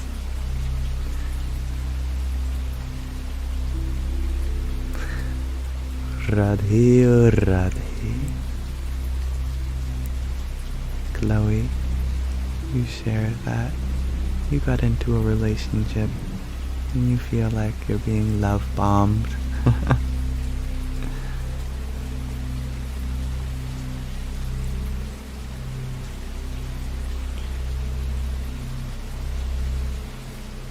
It's a funny thing when we get all this love suddenly out of nowhere. We start questioning, do I deserve this? Is there an ulterior motive? And then when it stops, where'd it go?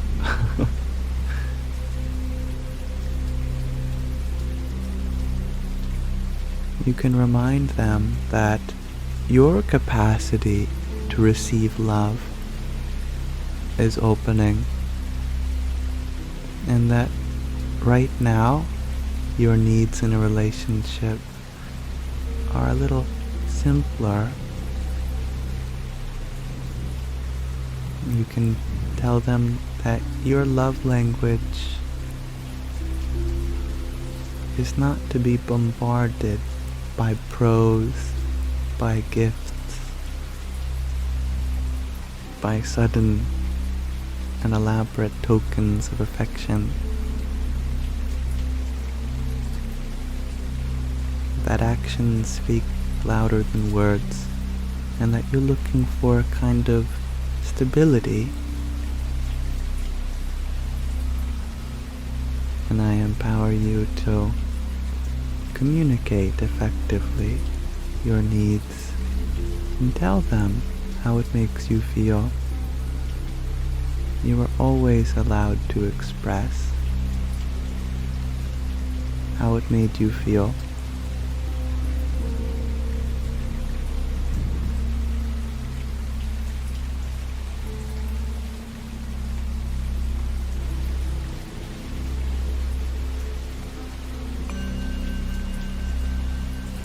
Good luck, Pesto.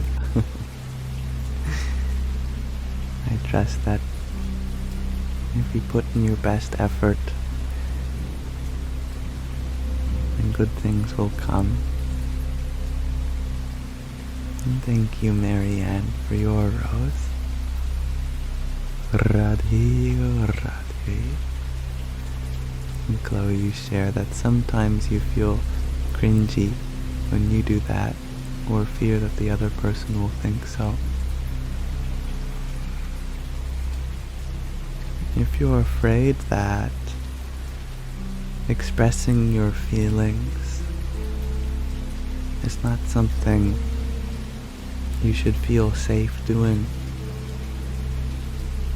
and I hope you find safety in knowing that there is no wrong way to express yourself. Sometimes when we express our feelings, others may take offense to that, but that's their problem, not yours. Never feel afraid to express yourself in the ways that you know how. Nor is anyone else expressing themselves a sign that you are responsible for their feelings.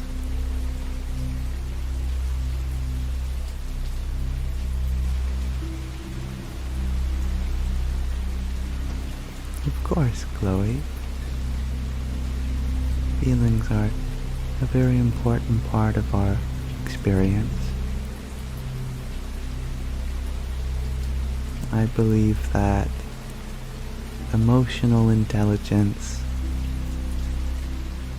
is one of the most important kinds of intelligence.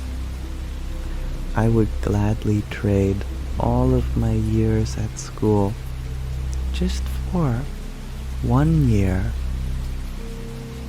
of emotional intelligence teaching, how to handle anger, fear, sadness, guilt. It's funny how the problems that exist in today's world aren't because of a lack of knowledge, scientific reasoning, logic, rationality. It's that we don't know how to be one with all of our emotions. And so we act out of them, inflicting harm within ourselves and others.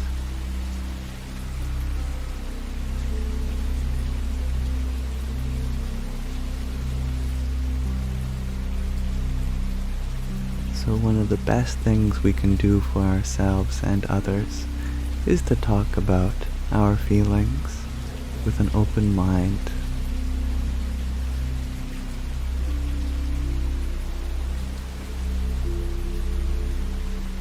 I saw that you had a question, Kelsey.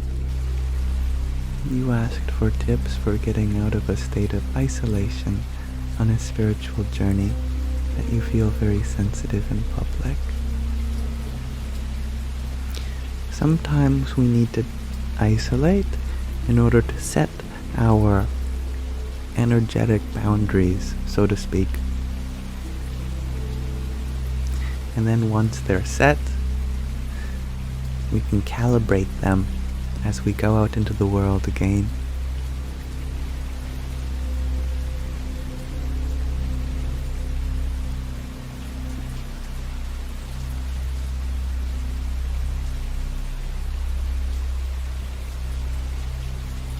When we are so sensitive to life,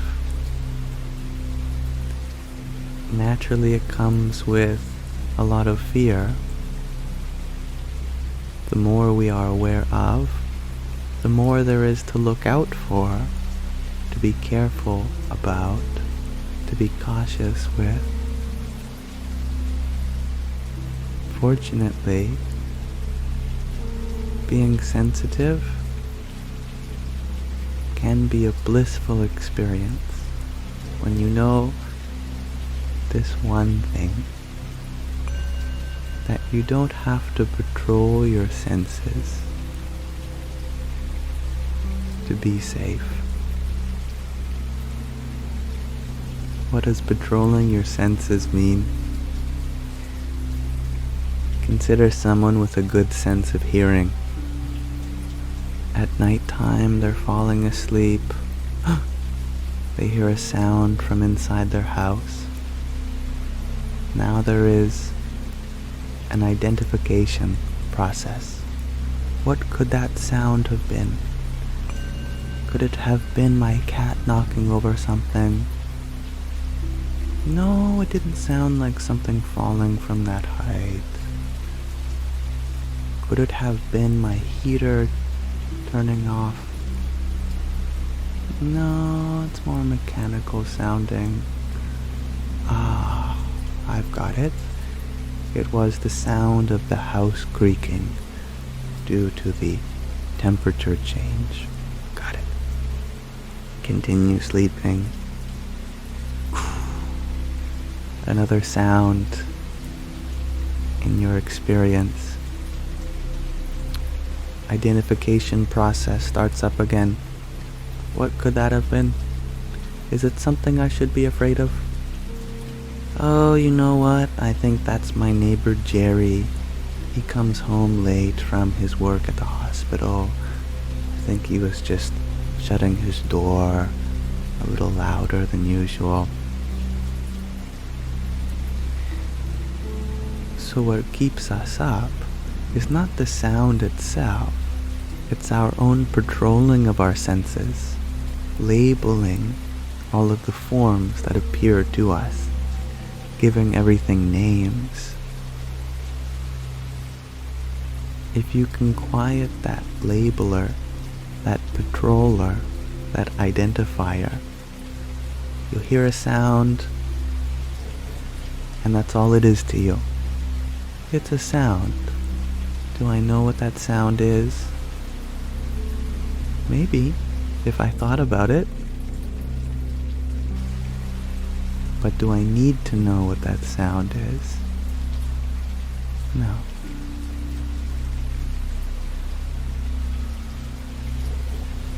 So when we are sensitive, especially in public places, we might be looking for all these subtle cues. Register the tones of people's voices, see the expressions on people's faces, analyze how they are carrying themselves, what kind of clothes they wear, how that might be indicative of what kind of person they are, if that person is going to stop driving while I'm crossing the street, if that bird is going to get hit by that car, if, when we are so sensitive to life, and we drop the need to patrol all of the sensations, then that sensitivity becomes like a fully immersive movie, without need to understand it all. You just become present, without analysis, without identification. You simply are walking. There are people, there is clothing, there are conversations, there are cars, there are birds, and you don't have to get any more specific than that.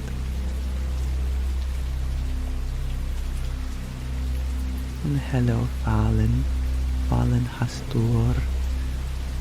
Thank you for saying hi. And thank you, Gina, for your rose a minute ago. Riom Tat Sat. And Queen Rock forever.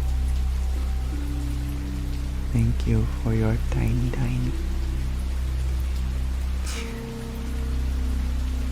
Yippee! And thank you, Nunya, for your heartbeat. Jai Sitaram.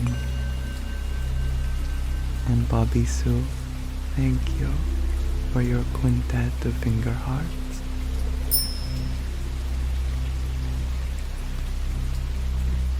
Ample User, you ask, how can you introduce my way of thinking to closed-minded people?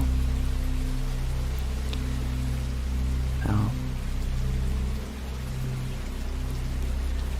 I'll use the example of my father and my mother. Suppose I picked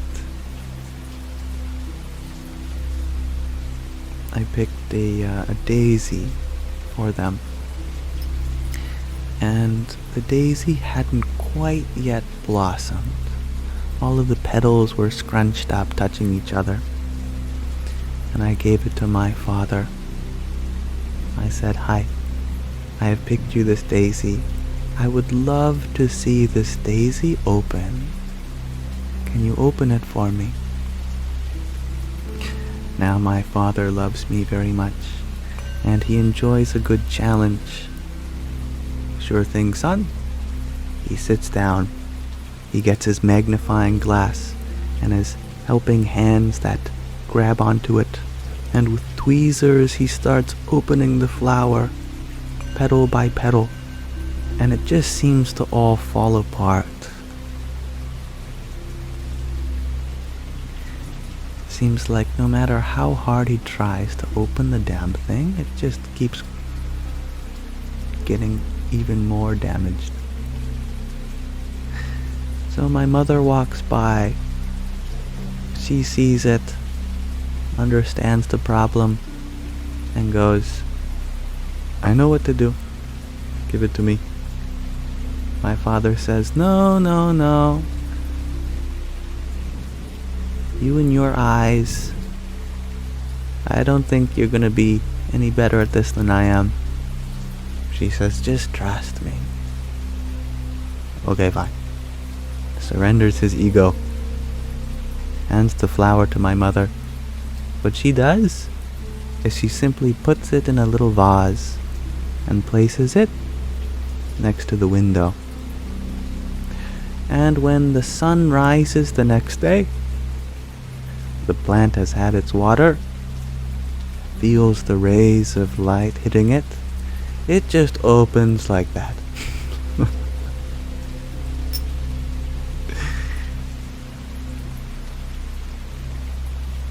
How funny is it that when we try to open, we only end up getting more hurt. But with trust, love, patience, and a non-attached approach, opening becomes as easy as nature.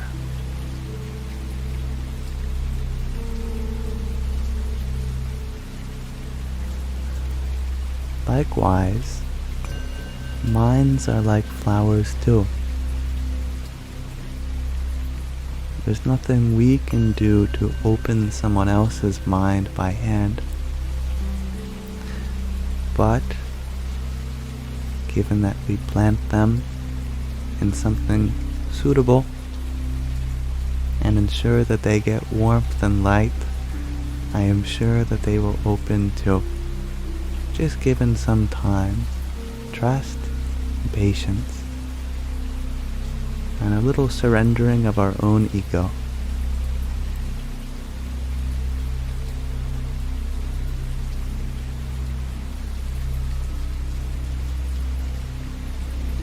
And thank you, Linda, for your 5 roses.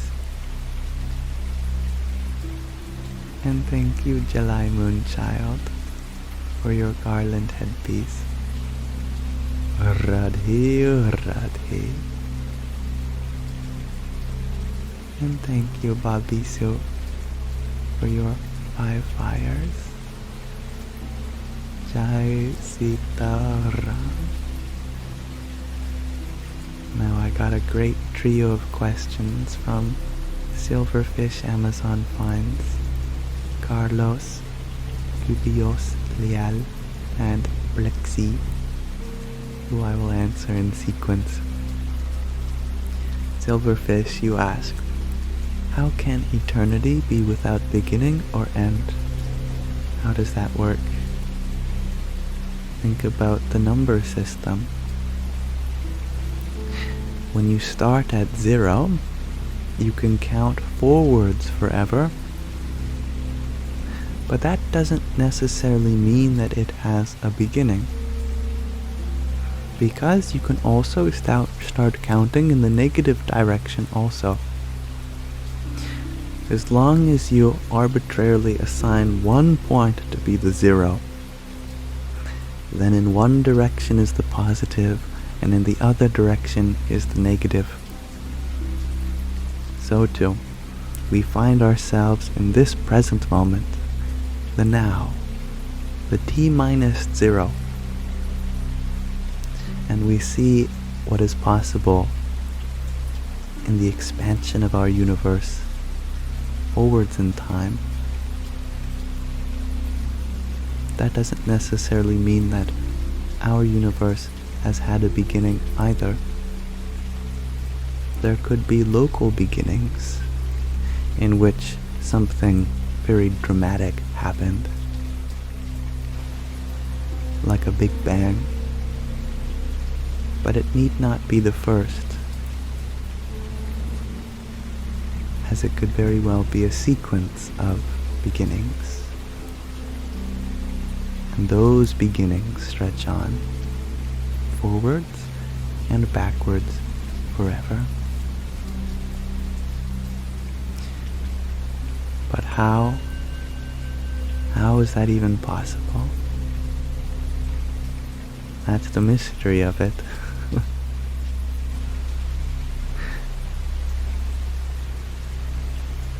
Carlos, you ask, do we live in a dictatorship articulated from different economic, political, and military powers?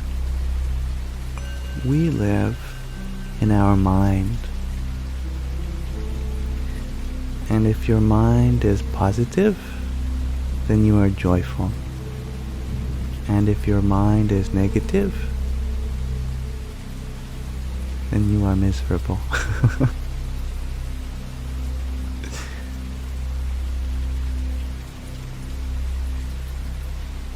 And Bluxy, you ask, why can't I sleep at almost 4 a.m.? I am sure that you are processing what you've experienced today, emotionally, balanced with all of your aspirations for tomorrow. When our sense of self becomes dependent on another point in time besides now, then it's very difficult to be present. And presence is what is required for sleep. Presence doesn't necessarily mean alertness. It means that thoughts of past or future affect you not. But when there is a thought of the future which does seem to affect us, oh no! How can we fall asleep then? So, a solution therefore is to withdraw your awareness from another point in time and affirm that in this moment you are enough. In this moment you have done all that you could have done. In this moment there is peace. Keep drawing your attention to what is occurring now, and you will sleep.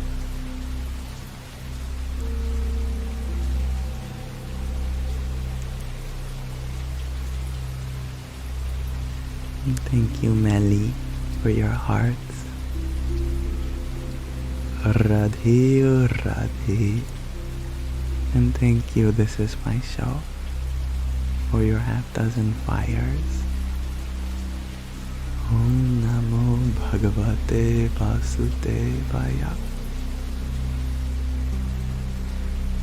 Apple user, you ask, have you always been this chill, or did it come with time?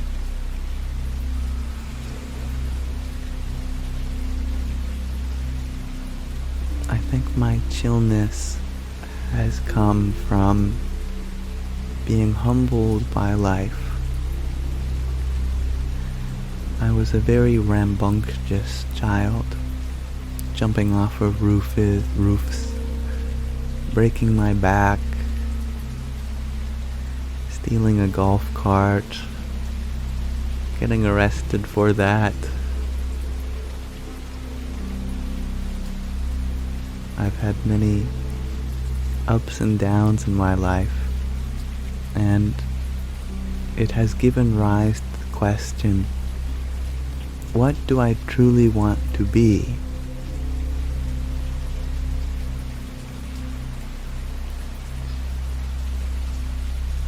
I want to be happy, and not at the cost of my own well-being.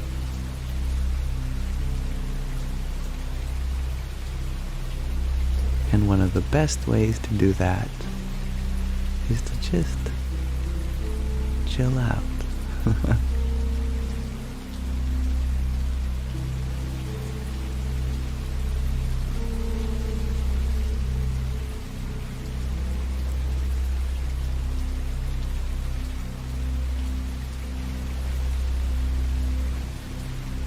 JC, you ask for thoughts and insight as you lost your mother-in-law this morning. How to cope? Now, what a beautiful thing that is to have another mother.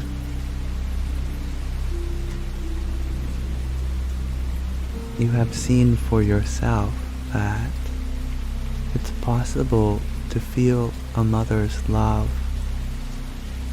from more than one place. As a result, the loss of which also feels just as real. And through this time, don't stop the grief from happening. Being sad is part of the healing and letting go. Be so beautifully sad that each tear honors her life.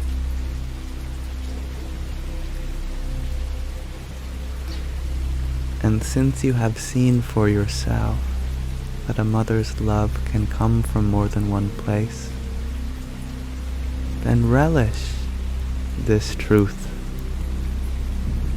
that the mother of the universe never dies.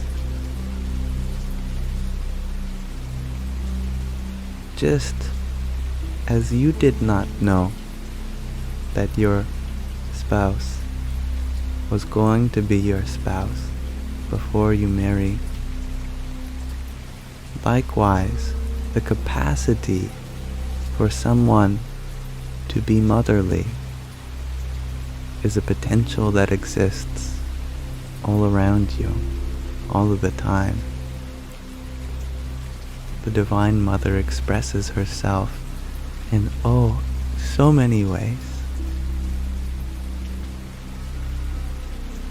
She is just as omnipresent as that source we call as God.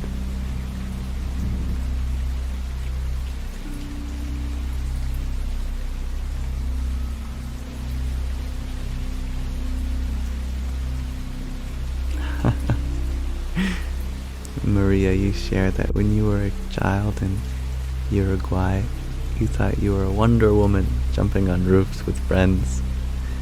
I love that. And What a precious time that is. The feeling of invincibility as a youth. And I am so happy to have experienced that. And also so happy to have been humbled.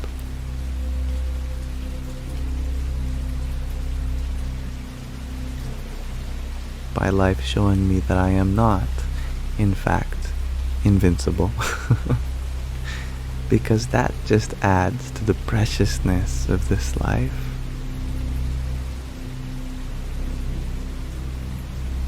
And how important it is to take care of this body and mind.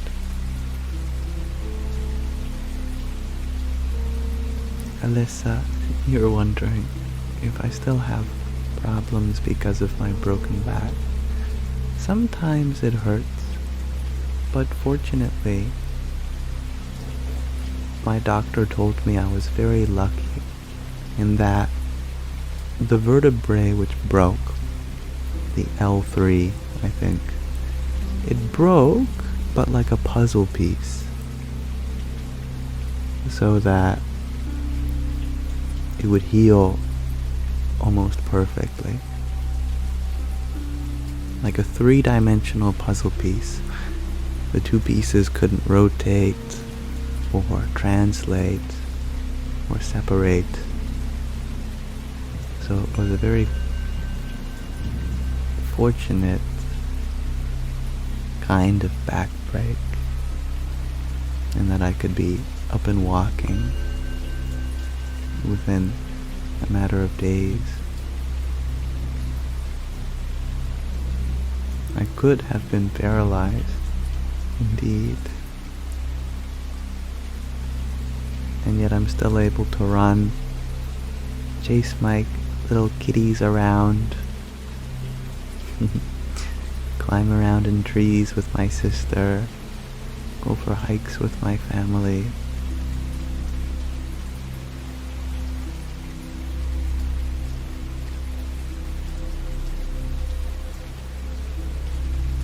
And thank you, Dr. Rebecca, for your rose. Radhe Radhe. And casually cooking. Thank you for the love, yo. Jai Sita Ram.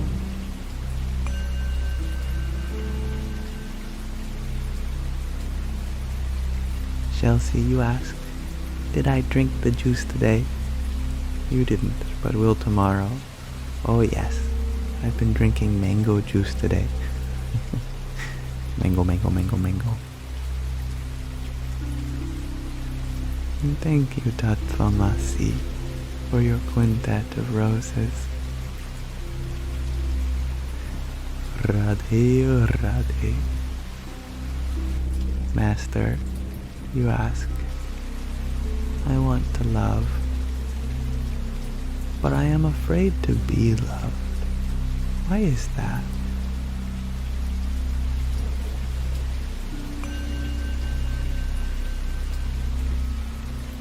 That's deep, and it's real.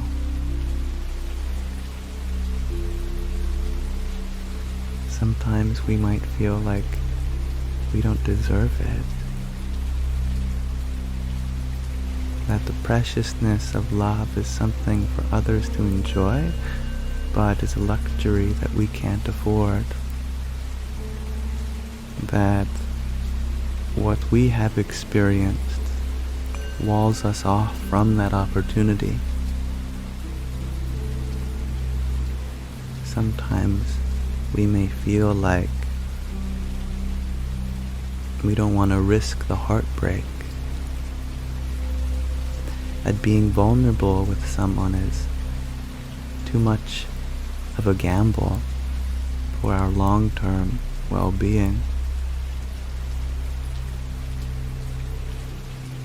Sometimes we may feel like having that love will only make us more aware of our shortcomings, of all the things that we want to forget about ourselves. And all of those are based in a misunderstanding about love. Because love is something that everyone deserves, especially those who lack it most.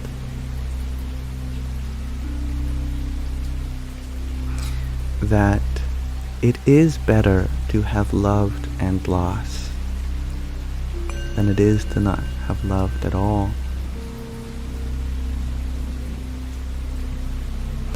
And that true love, although does make us more aware of our insecurities, helps us heal them and grow from them.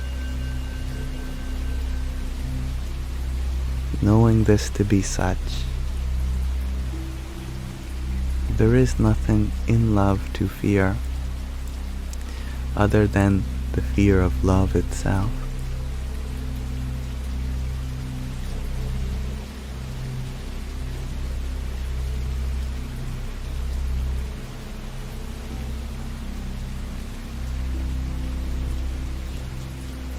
And I like that area.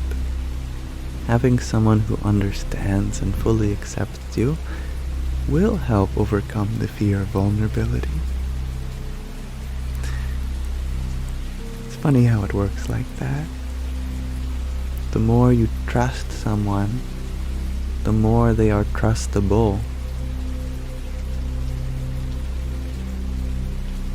Good night, Chelsea. May you have pleasant dreams and a beautiful tomorrow. And thank you, Christopher, for your heartbeat. Radhe, Radhe. And Chloe, thank you for your rose. Jai Sita Ram. And thank you, Ron, for your heartbeat and pair of finger hearts. Om Namo Bhagavate Vasudevaya. And thank you, Lucas, for your subscription. You know I am always happy to have you here and be in your service. Radhe, Radhe. Apple user, you ask, do you ever get stressed out anymore? Of course. Like the graph of 1 over x. It starts off with an asymptote and then gradually approaches 0. Have to throw in a math analysis or analogy somewhere. I think the spiritual path doesn't take you right to 0. It takes you asymptotically closer to that 0, where you still experience that stress, but every day it bugs you less and less.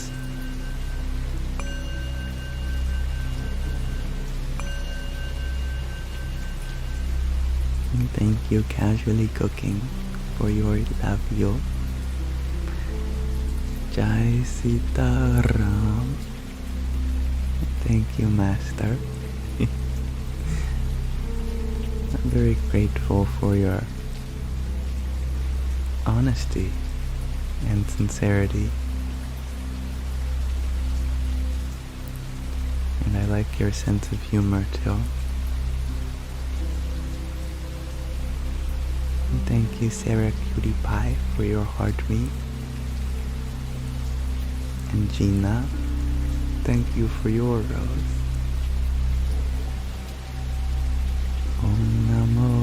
Bhagavate Vasudevaya. And Priscilla, thank you for your rose. Jai Sitaram. Jarrett, I see that in your splendor of generosity, you have given a sub to user RC TYJ Tan How You Chanshrani Ramasamy and Aaron, many of whom are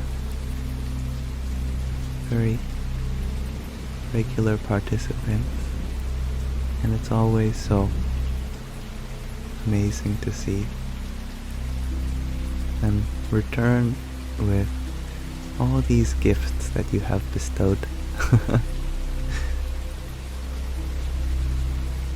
Such as the little sticker packs and the opportunity for me to be in more service of them.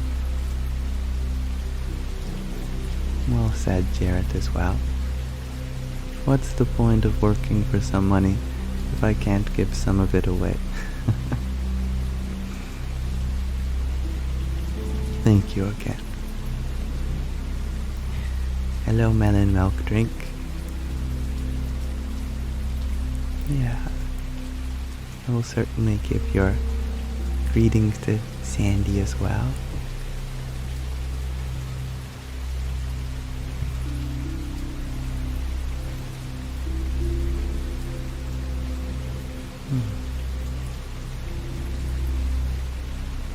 Kelsey, you share that anyone who struggles going to sleep, there's the Get Sleepy on YouTube, a page with bedtime stories for adults.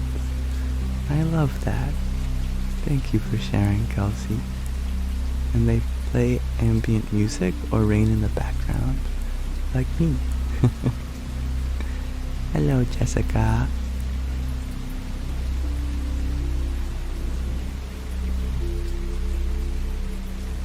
Gina, your phone is on low battery.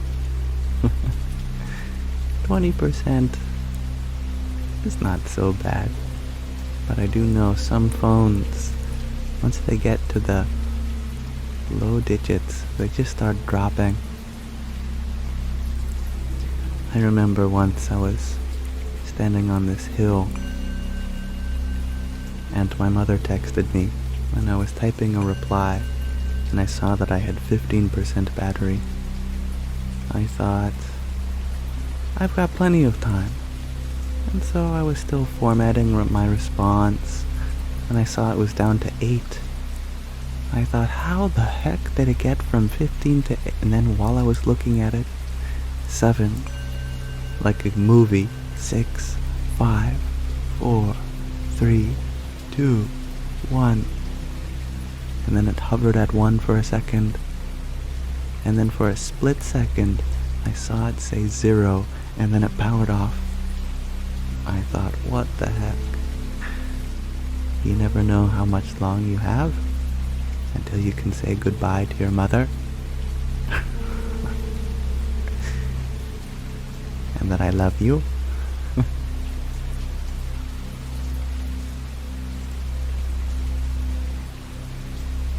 And thank you, Gina, for your pair of roses. And Jared, thank you for the hat and mustache. Radhe, Radhe. Your Gigi as well, thank you. And 6 tiny dinies. Yippee! And thank you, Dogmata, for your heartbeat. Excellent, you ask. Is showing love to someone a service or ego? Take it from Hollywood movies. You know, in the beginning, the guy is only going out with the girl because one of his friends dared him. And later on in the movie, when she finds out about this, she is heartbroken. She says, "How could you have lied to me? I thought this was real." And then that's where he tries to spill his heart. It is.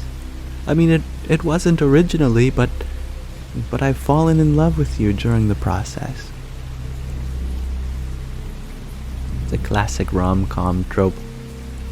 That in the beginnings, the intentions might not be pure, but as time progresses, our intentions change. Showing love to someone can be an ego thing, but with any kind of service, the more we do it, the more it becomes pure. Like someone who's doing community service as a compromise for their crime, but then they find out that they love working in a soup kitchen, that the stories that they hear, smiles on people's faces, it's actually so much more rewarding than they made it out to be before.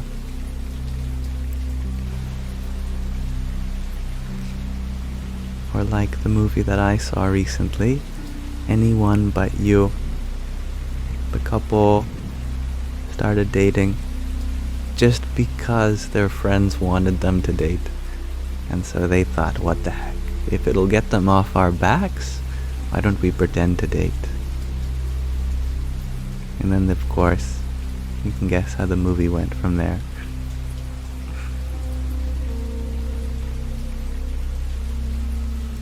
And hello, surrounded by shadows.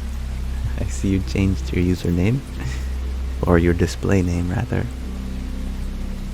You had asked if I think angels are among us. Angels, they come and they go through us. I'm sure you've experienced that. You've been delayed going there to a certain place one day, and so in your detour you happened to stumble across someone who needed your help, and for them you were their angel in that moment. You didn't even realize that you were one, but you were. I remember that I missed my bus one time to go to a Christmas party where we were doing a secret Santa thing. And I felt embarrassed that I missed out, and I couldn't give my gift to my secret Santa or vice versa. But while sitting at the bus, this young woman approached me, and she was very lost, and she needed to call someone. And so she asked if she could use my phone, and of course, I didn't want to say no. And at the end of it, although I wasn't able to get my bus to the Christmas party, I walked home after they told me that I was their angel. And I didn't even realize that the universe had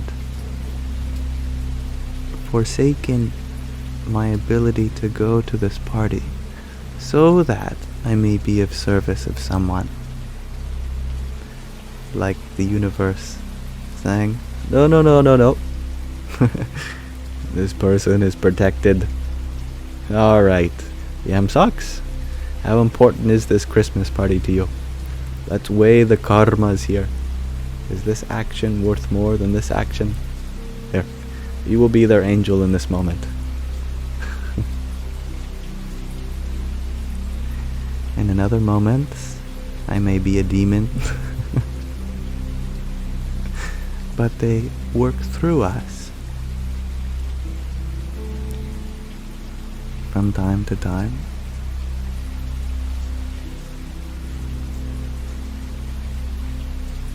And thank you, sacred serenity, for your heartbeat. Radhe, Radhe. Cups, you ask a beautiful question. How am I supposed to look inward and not numb myself?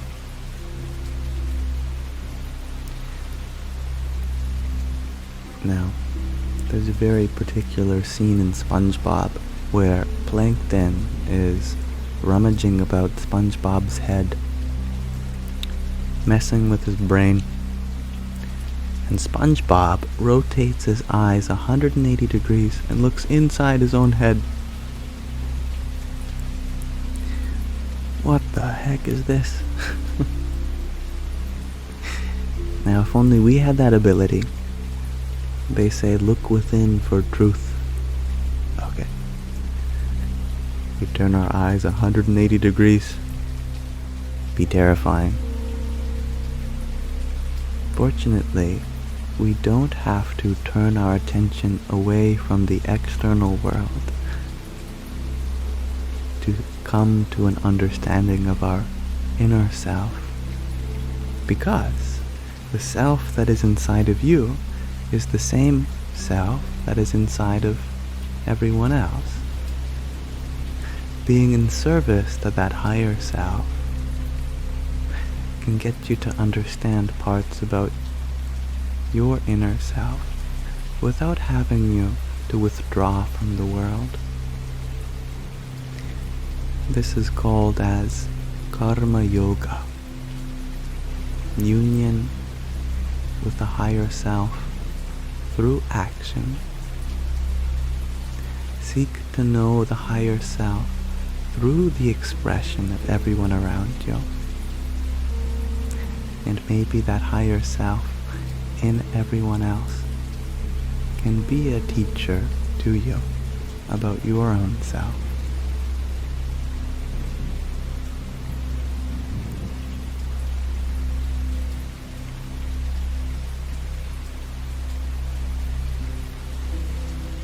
User 364, you are wondering, what is karma? Like many Sanskrit words, it's almost impossible to faithfully translate them into English. So they usually just leave them as they are. What is yoga? Yoga is yoga. What is a mantra? A mantra is a mantra. What is a guru? A guru is a guru. You can't translate these words. There are no substitute for them. What is karma? Karma is karma. That doesn't stop some people from trying. Linguistically, the closest equivalent to karma is action. When we say that someone is performing some karma, it means that they are performing some action. But like all Sanskrit words, it has a spiritual connotation also. The spiritual connotation concerns our relationship with actions. In a sentence, there is often a subject, an object, and a verb. If I say, I am going for a walk, I am the subject. Going is the verb, and for a walk is the object. If I say, my cat loves tuna, my cat is the subject, tuna is the object, and love is the verb. Spiritually, we can never be the object of a verb. And this is important, because the object is what follows from the action. when we confuse ourselves to be on the other side of an action, then we get bound by it.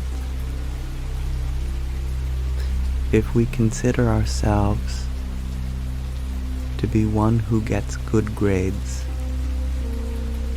then we are suddenly bound by this karma, because the good grades are not created by us. Even if you are the best student in the world, at some point you're going to get a bad grade.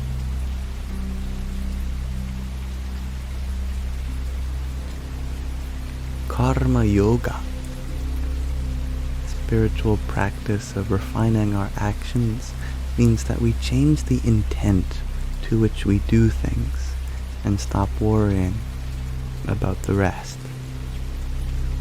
To be free from karma, from our actions, means that whether our actions lead to failure or success, knowing that we put our best work in is all that matters.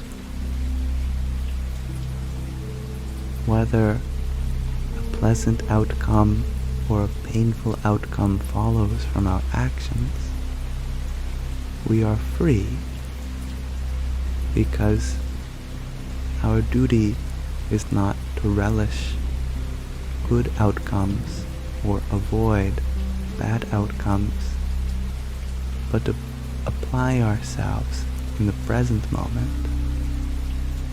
As long as you are doing such, then there is no reason to grieve.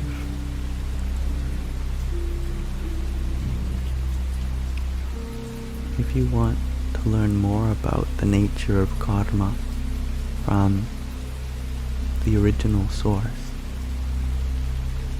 I would recommend Chapter 2 of the Bhagavad Gita, which is on Karma Yoga.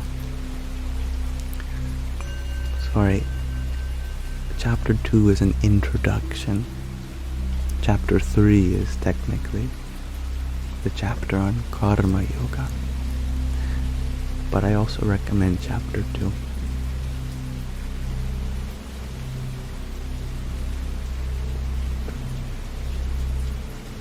Thank you, Jason.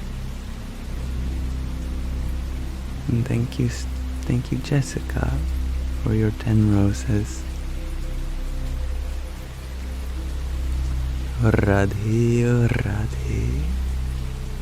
Apple user, you ask, what would you tell every person on earth right now if you had a chance? I love you. You are loved.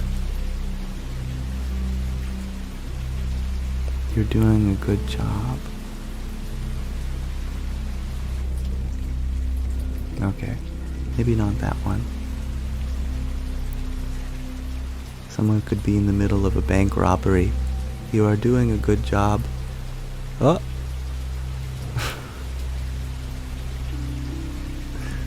Alright, I'll keep doing it. That you are loved.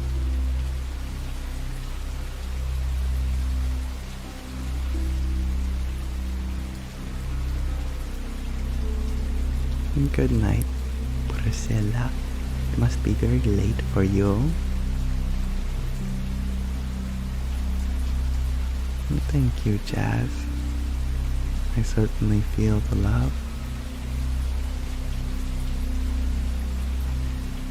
Surrounded by shadows, you share that we are through a valley of shadows to reflect who we are and allow everything.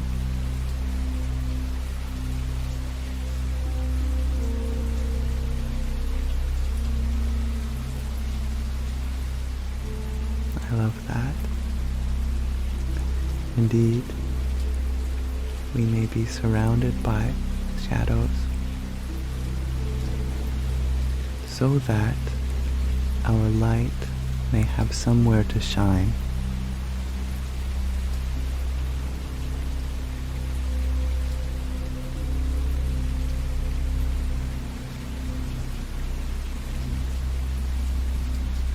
User 364, you shared that last night there was a rainstorm and you spent time bringing the worms back to the soil. I have found the reincarnation of St. Patrick, everyone.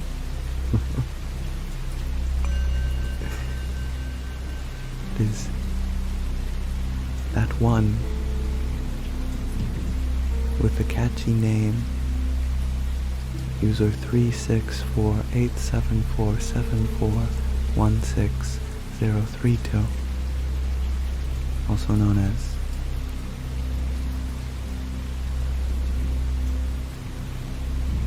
Skop de Poop.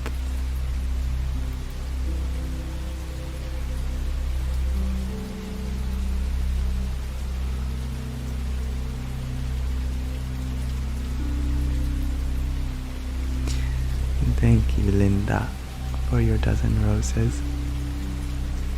Radhe, Radhe. Shakira, you ask, how would you feel if you couldn't go to India in May? Well, I wasn't planning on going in May anyway. August is the India trip. May was for Seattle. Nonetheless, I get your question. I'm sure that I would be sad, and I would reflect on how my own expectations has given rise to my disappointment, and I would look for ways in which I can rejoice in the blessings that come from staying here with my family, on not having to worry about food or shelter, and I'd open myself up to whatever opportunity came next.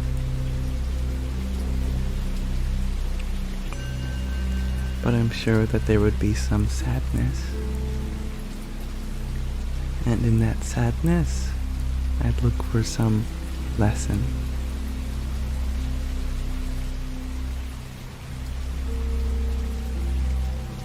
And thank you, Ginseng, for your 14 roses.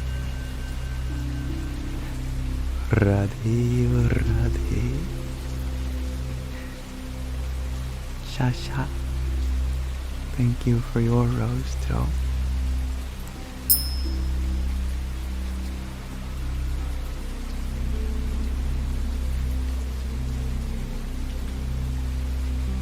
And Kelsey, you share that you like to say, the darkness is here to understand the nature of our reality. Befriend it.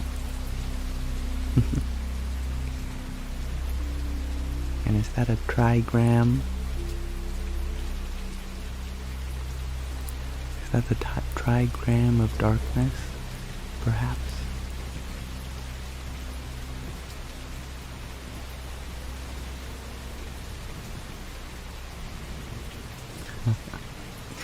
Ah, I hear my background music repeating.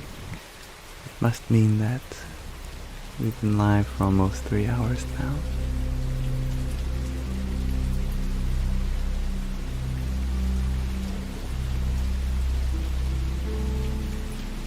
TikTok.com/@TamiaMiller1.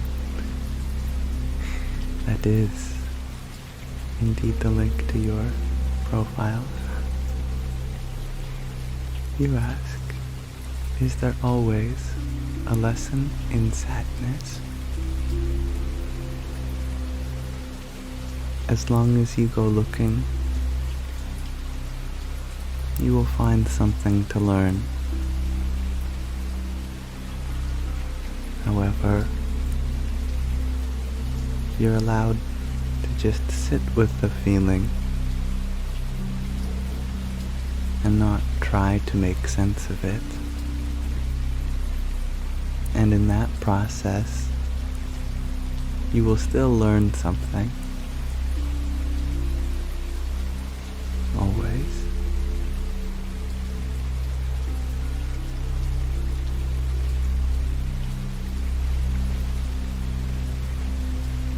Jensing, you are wondering, am I older than you? You are 60 plus.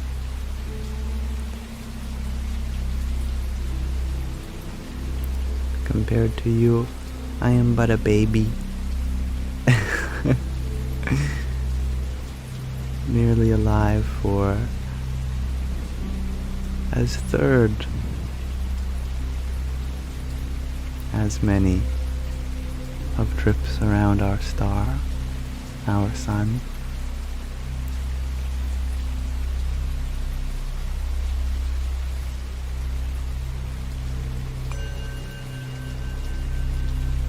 And that's right, Saturnus. I would have succeeded in finding one way not to get to India. Then I could try another.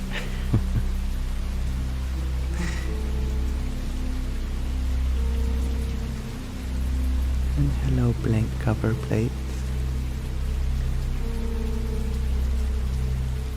And thank you, Shasha, for another heart me. Radhe, Radhe. I'm happy that you're enjoying the vibe. I believe that relaxation is important.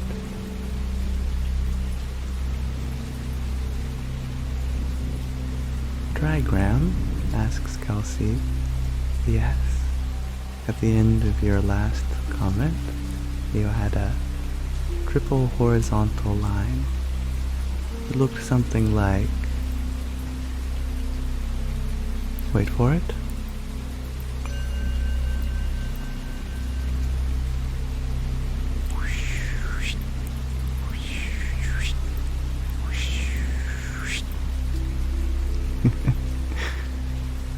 They come in various forms. For example, oh, where'd I go? You could have one broken at the top and two more lines.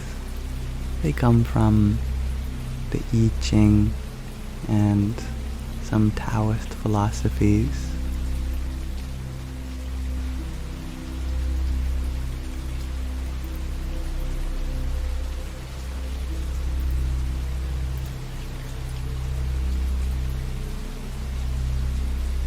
And thank you, Mary, for your tiny.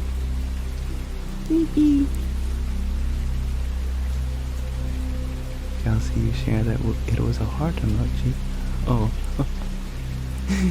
maybe it rendered strange on my screen.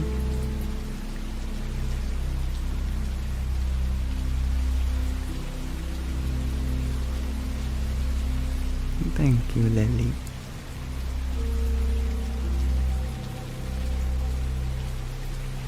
And Starlight, wow, you ask, what can everyday people do to help world issues like the war in Gaza?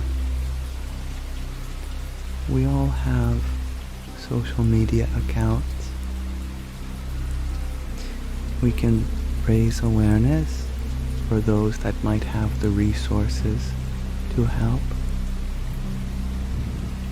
And if we ourselves have the resources, we may send what is within our capacity to.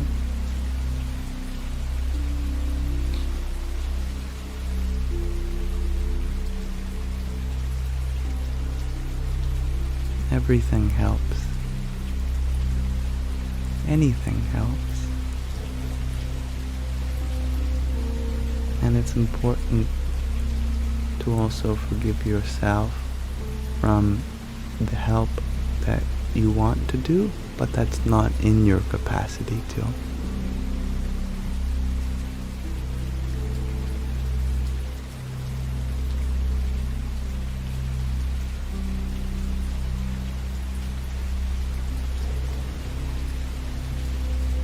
Whatever your best is, that's enough.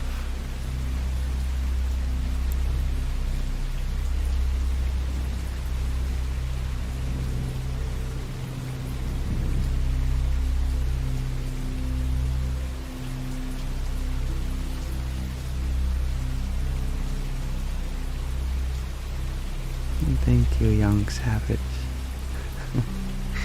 The truth is, I simply like to surround myself with very smart people. And sometimes, if I'm lucky, they rub off on me.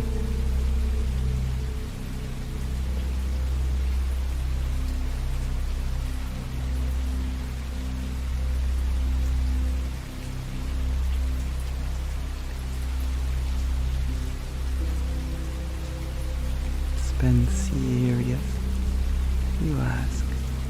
Speaking of world issues, what do you predict will happen with climate change? I believe that life always finds a way. We might roast ourselves off this planet. And maybe that's not so different than how our own bodies roast off viruses and other pathogens.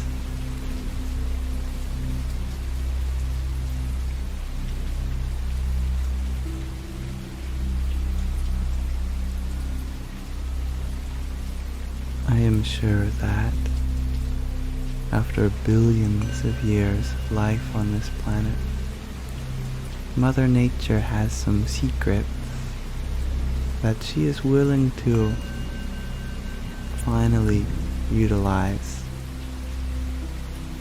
if she really feels threatened.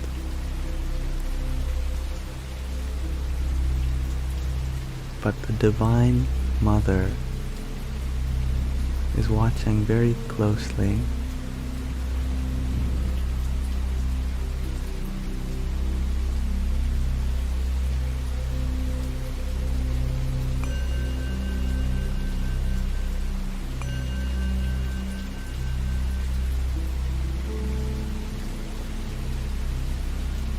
Thank you, Babiso, for your quartet of fires. Radhi, Radhi. And Mary Findley, thank you for your cloud bread and finger heart.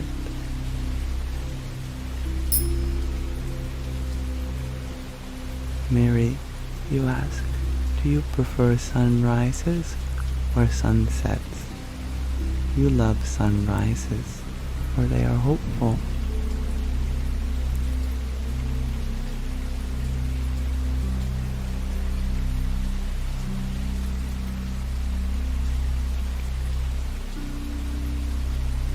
For much of my life, I always fell asleep after the sun set and awoke after it arose, so I'm very familiar with sunsets, but sunrises are much more precious to me since I have spent so long without them.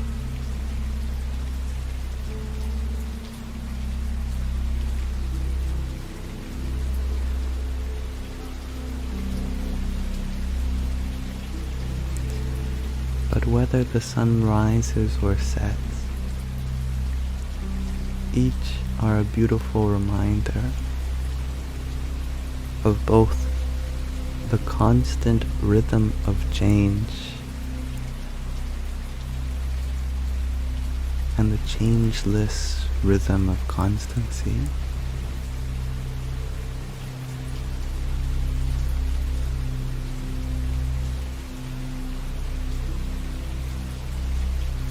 Now I see that we've been live for over 3 hours now, so I think we'll be beginning to wrap things up for tonight.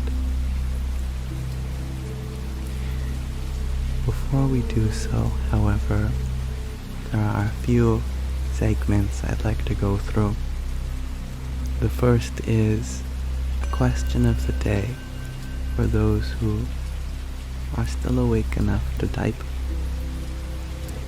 and / or think, and then a short reading from Swami Taratmanandaji's book, The Roar of the Ganges. and then we'll close. And thank you, MJ, for your hand heart. Radhe, Radhe. My question of the day today was, what do you like to think about while you fall asleep?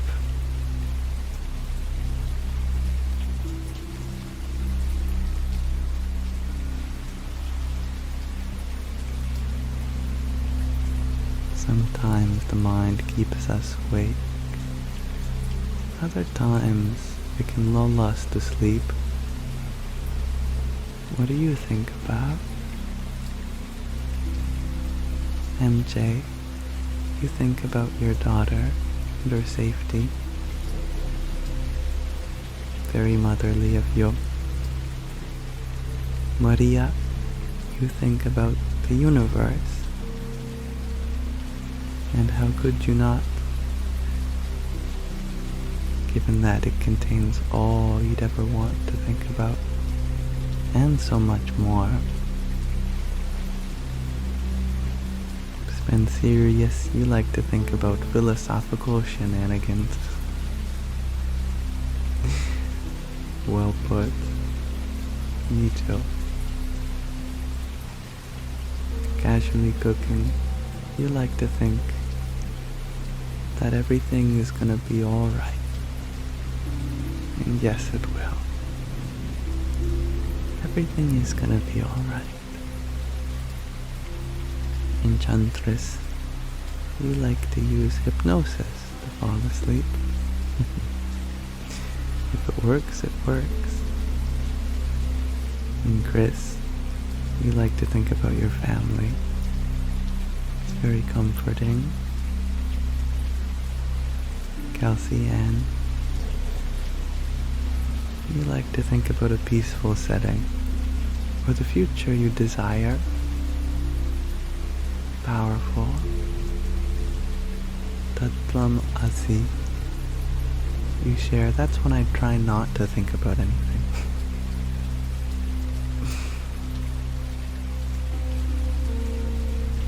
In other words, when you think about everything. Olivia, I love your response. You share that you just let your mind choose what to think about. Very wise. Sam, you share that when you fall asleep, you think about everything, and that just makes you nervous. Everything can be overwhelming. It can also be very comforting to know that we're a part of it. And that's important. Diana, you like to think about what you're grateful for. That's a wonderful thing to do. Brian, you think about your loved ones and your dying cat that you love so much. Well, your cat is blessed to have such a caring owner, and she will undoubtedly live on in your thoughts and your dreams. And thank you, Giuliano, for your rose, ice cream cone, cloud bread, and TikTok. Radhe, Radhe.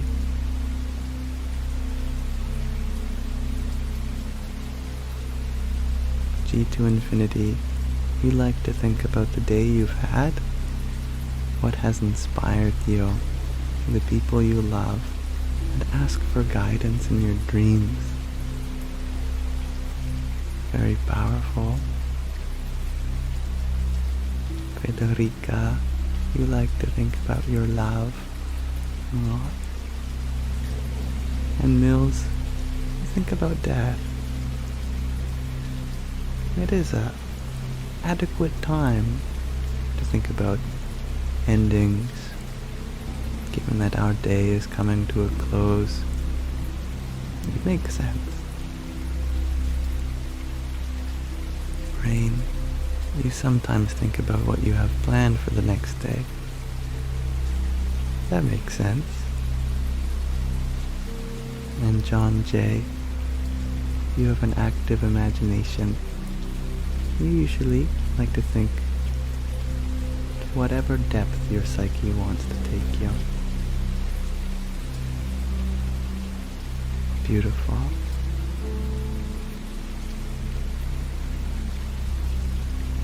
Saturnus, you've spent a lot of time thinking about the intricate details of our blissful existence. You ball that up into a singular thought that's really a vibration, and just be there with gratitude.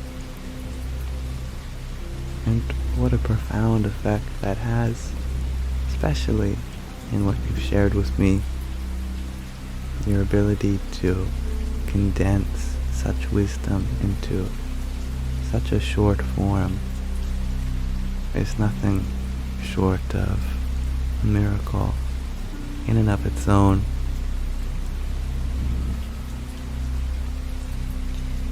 Now we have many lovely answers to our question of the day. I may not be able to read them all out loud, but I do thank you all for attending to it. The mind certainly travels to many places as we end our days. There is no shortage of places it can take us throughout the journey of sleep. Kalakiji, you share that you have many post-apocalyptic dreams. Me too.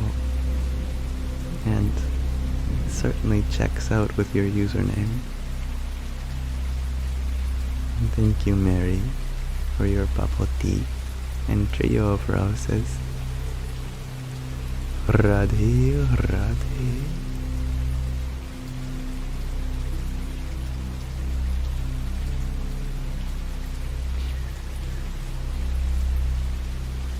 And I just read what Sam wrote, that you get anxious by trying not to get anxious.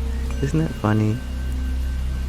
Well, it's not funny, but there's a kind of humor in the fact that we get anxious over the fear of being anxious. Then the question naturally arises, what even is anxiety? Since it has arisen out of fear for itself. How did we get stuck in this cycle if it had no beginning? Very bizarre. And thank you, Spend Serious, for your pair of tiny dinies. Yippee!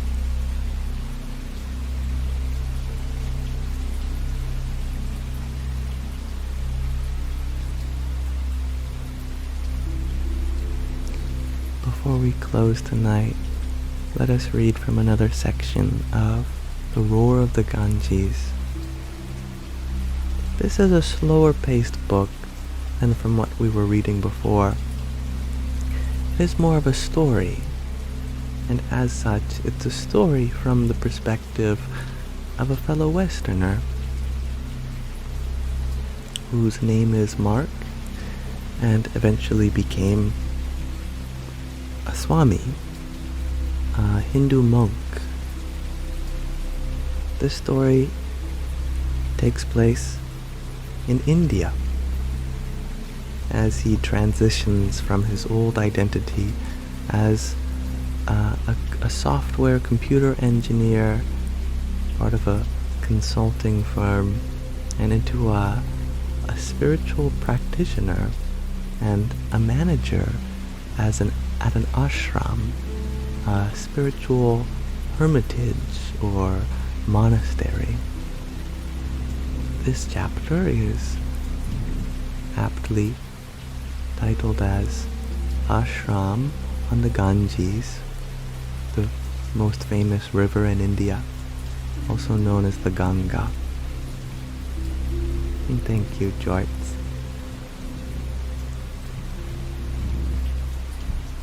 Wednesday, March 8th. My travel alarm read 3:30 a.m. when I awoke that restless first night on the thinly cushioned cot. I could not fall back asleep. My sense of day and night was confused by the jet lag. It was too early to get up, so I stayed on the cot, listening to the soft roar of the nearby river. Then I heard Sanskrit chants sounding in the distance.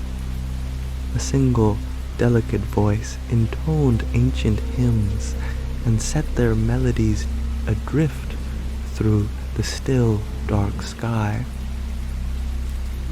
At first, I thought it was my imagination, but I soon realized that someone was reciting his morning prayers at a nearby ashram.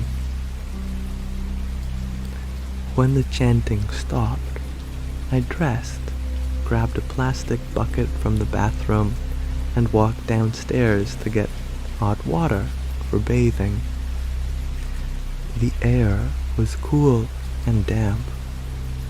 Behind the office was a shack containing a huge water tank heated by a wood fire. I opened the tap, and steaming water filled my bucket. Back in my bathroom, I watched a tiny lizard scamper across the wall as I was bathing. He climbed to the ceiling and hung there in silence, watching me. These harmless lizards inhabit almost every house in India, so I resigned myself to sharing my room with him.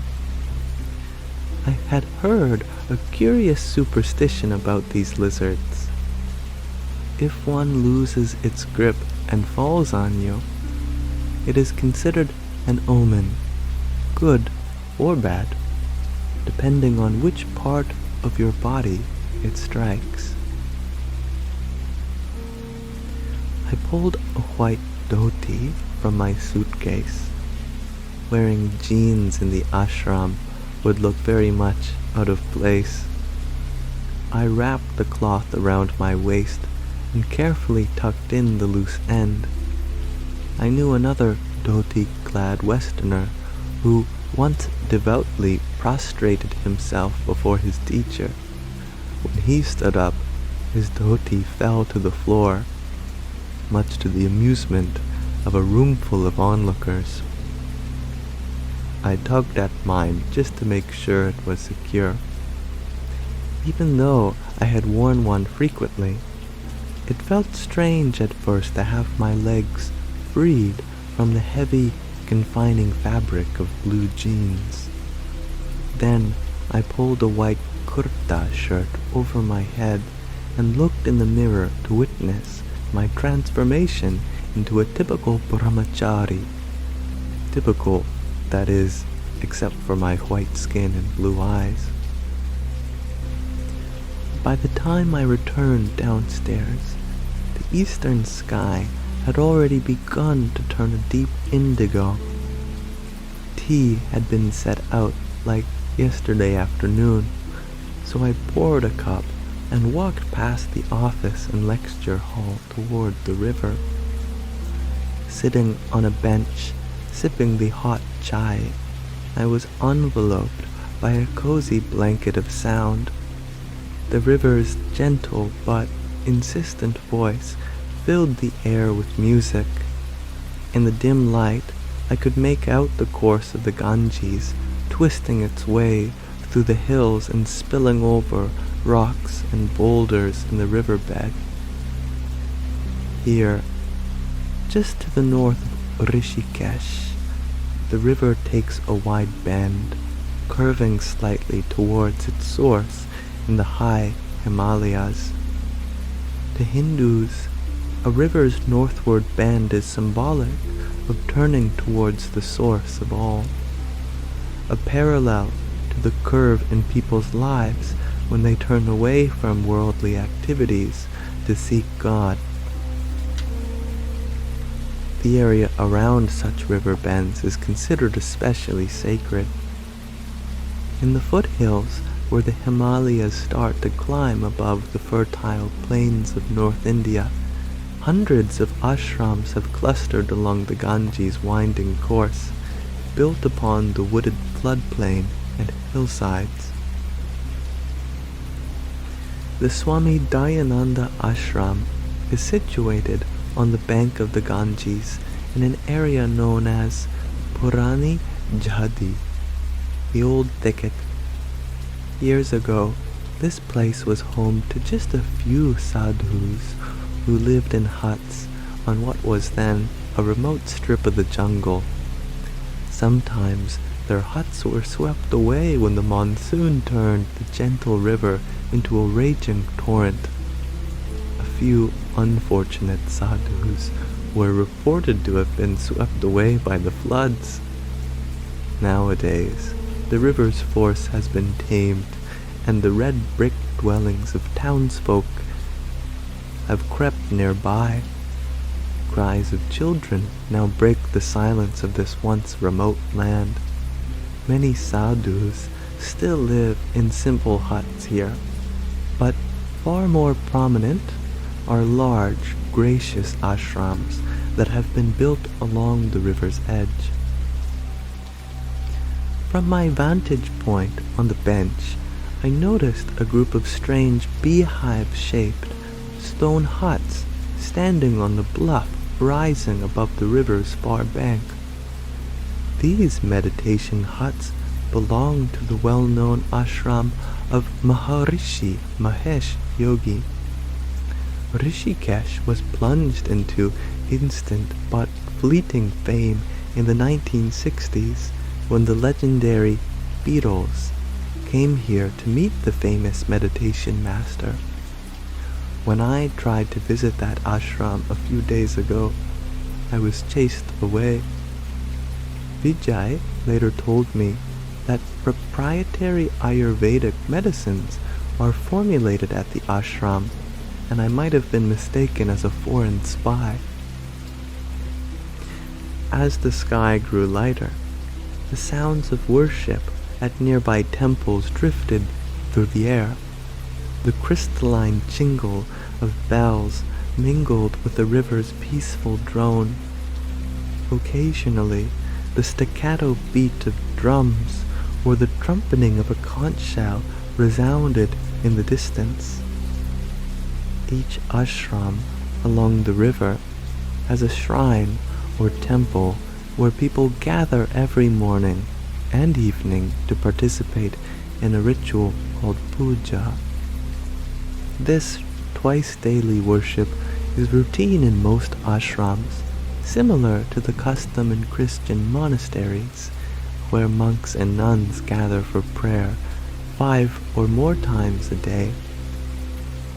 My reverie was interrupted by a bell ringing nearby. Residents of our ashram were being called to morning puja. After washing and returning my cup, I went to join the others. Facing the Ganges was a little temple with an ornately sculpted dome, perhaps 20 feet tall, painted in shades of blue, pink, and creamy white.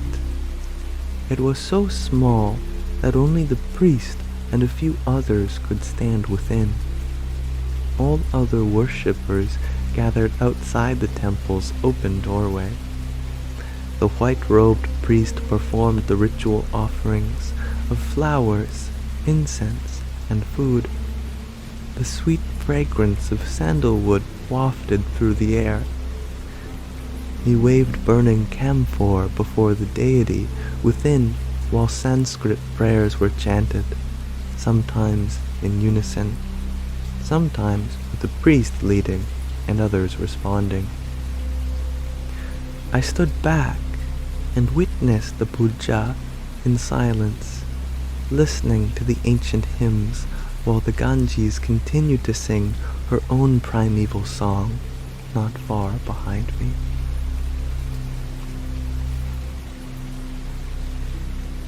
And so, we end our reading therefore tonight. And I thank Swami Taratmanandaji for his blessings in allowing me to read this book for you all.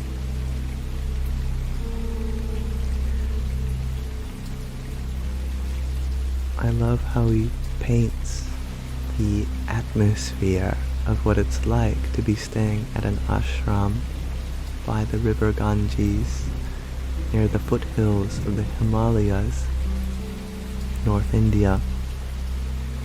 I too would like to walk the same lands one day myself and get a direct experience with the spiritual lineages there, stretching back to ancient times.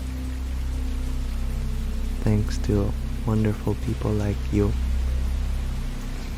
I have saved up more than halfway for a ticket there and back, and to that I must extend my gratitude. This summer I hope to take you all there directly myself and vlog along the way. And thank you, Kelsey, for your subscription that you gave whilst I read. You are very wise, and I'm grateful to have you as a participant of our Sangha, and I look forward to being in your service. Radhe, Radhe. And Britta, I thank you for your rose too. Jai Sita Ram. And thank you, Gina, for your rose too.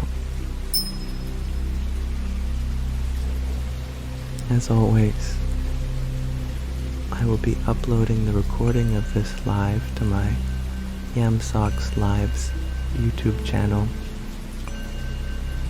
There you may find the entire 3-hour, 30-minute long video with a summary, title, and chapter system unique to each one.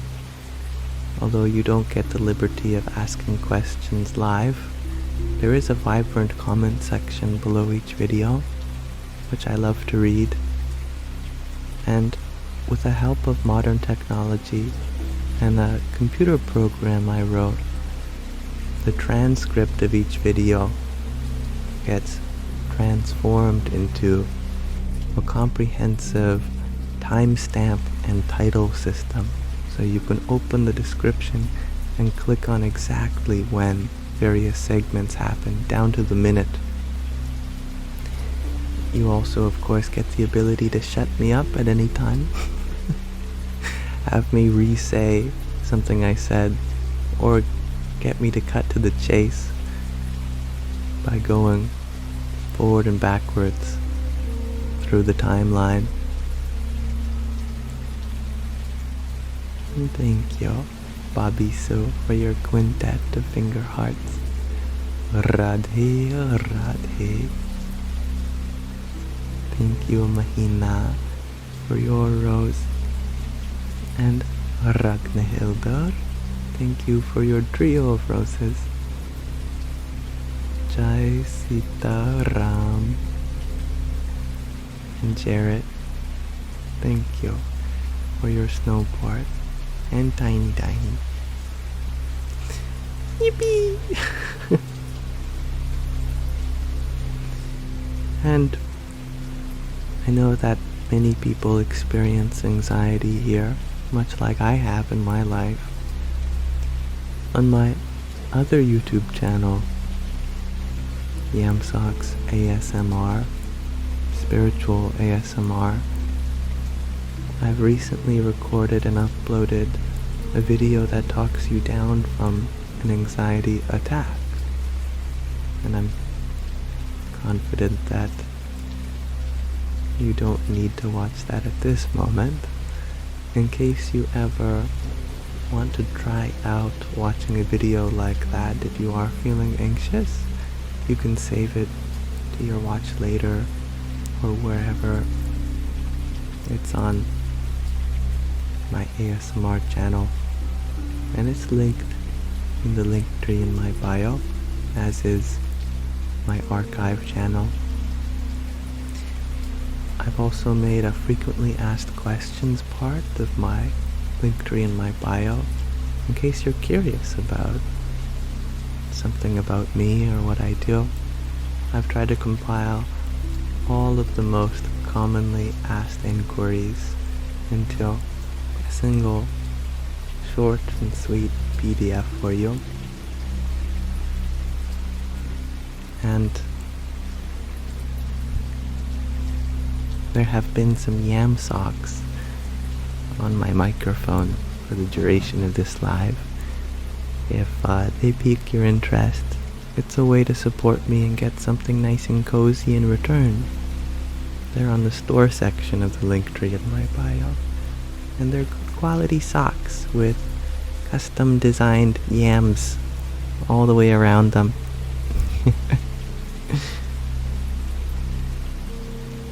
Or if you're more of a hat person, there's a tiny beanie that says yippee, which I think is very cute. And with that, those are all my advertisements. I wish you all the very best of the rest of your day, however long it is for you. And thank you, Jared, for your tiny yippee. And thank you to my lovely moderators, who are always standing guard, ensuring that this community is free from any unnecessary adversity. Radhe Krishna, Radhe Krishna, Krishna Krishna, Radhe Radhe, Radhe Shama, Radhe Shama, Shama Shama, Radhe Radhe.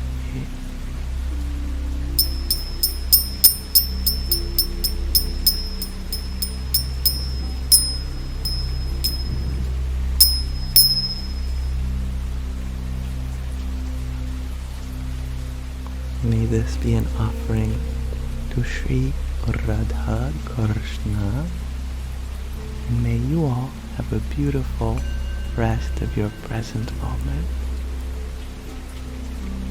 And thank you, Sack Maggie Mac, for your hand hearts. Radhe Radhe.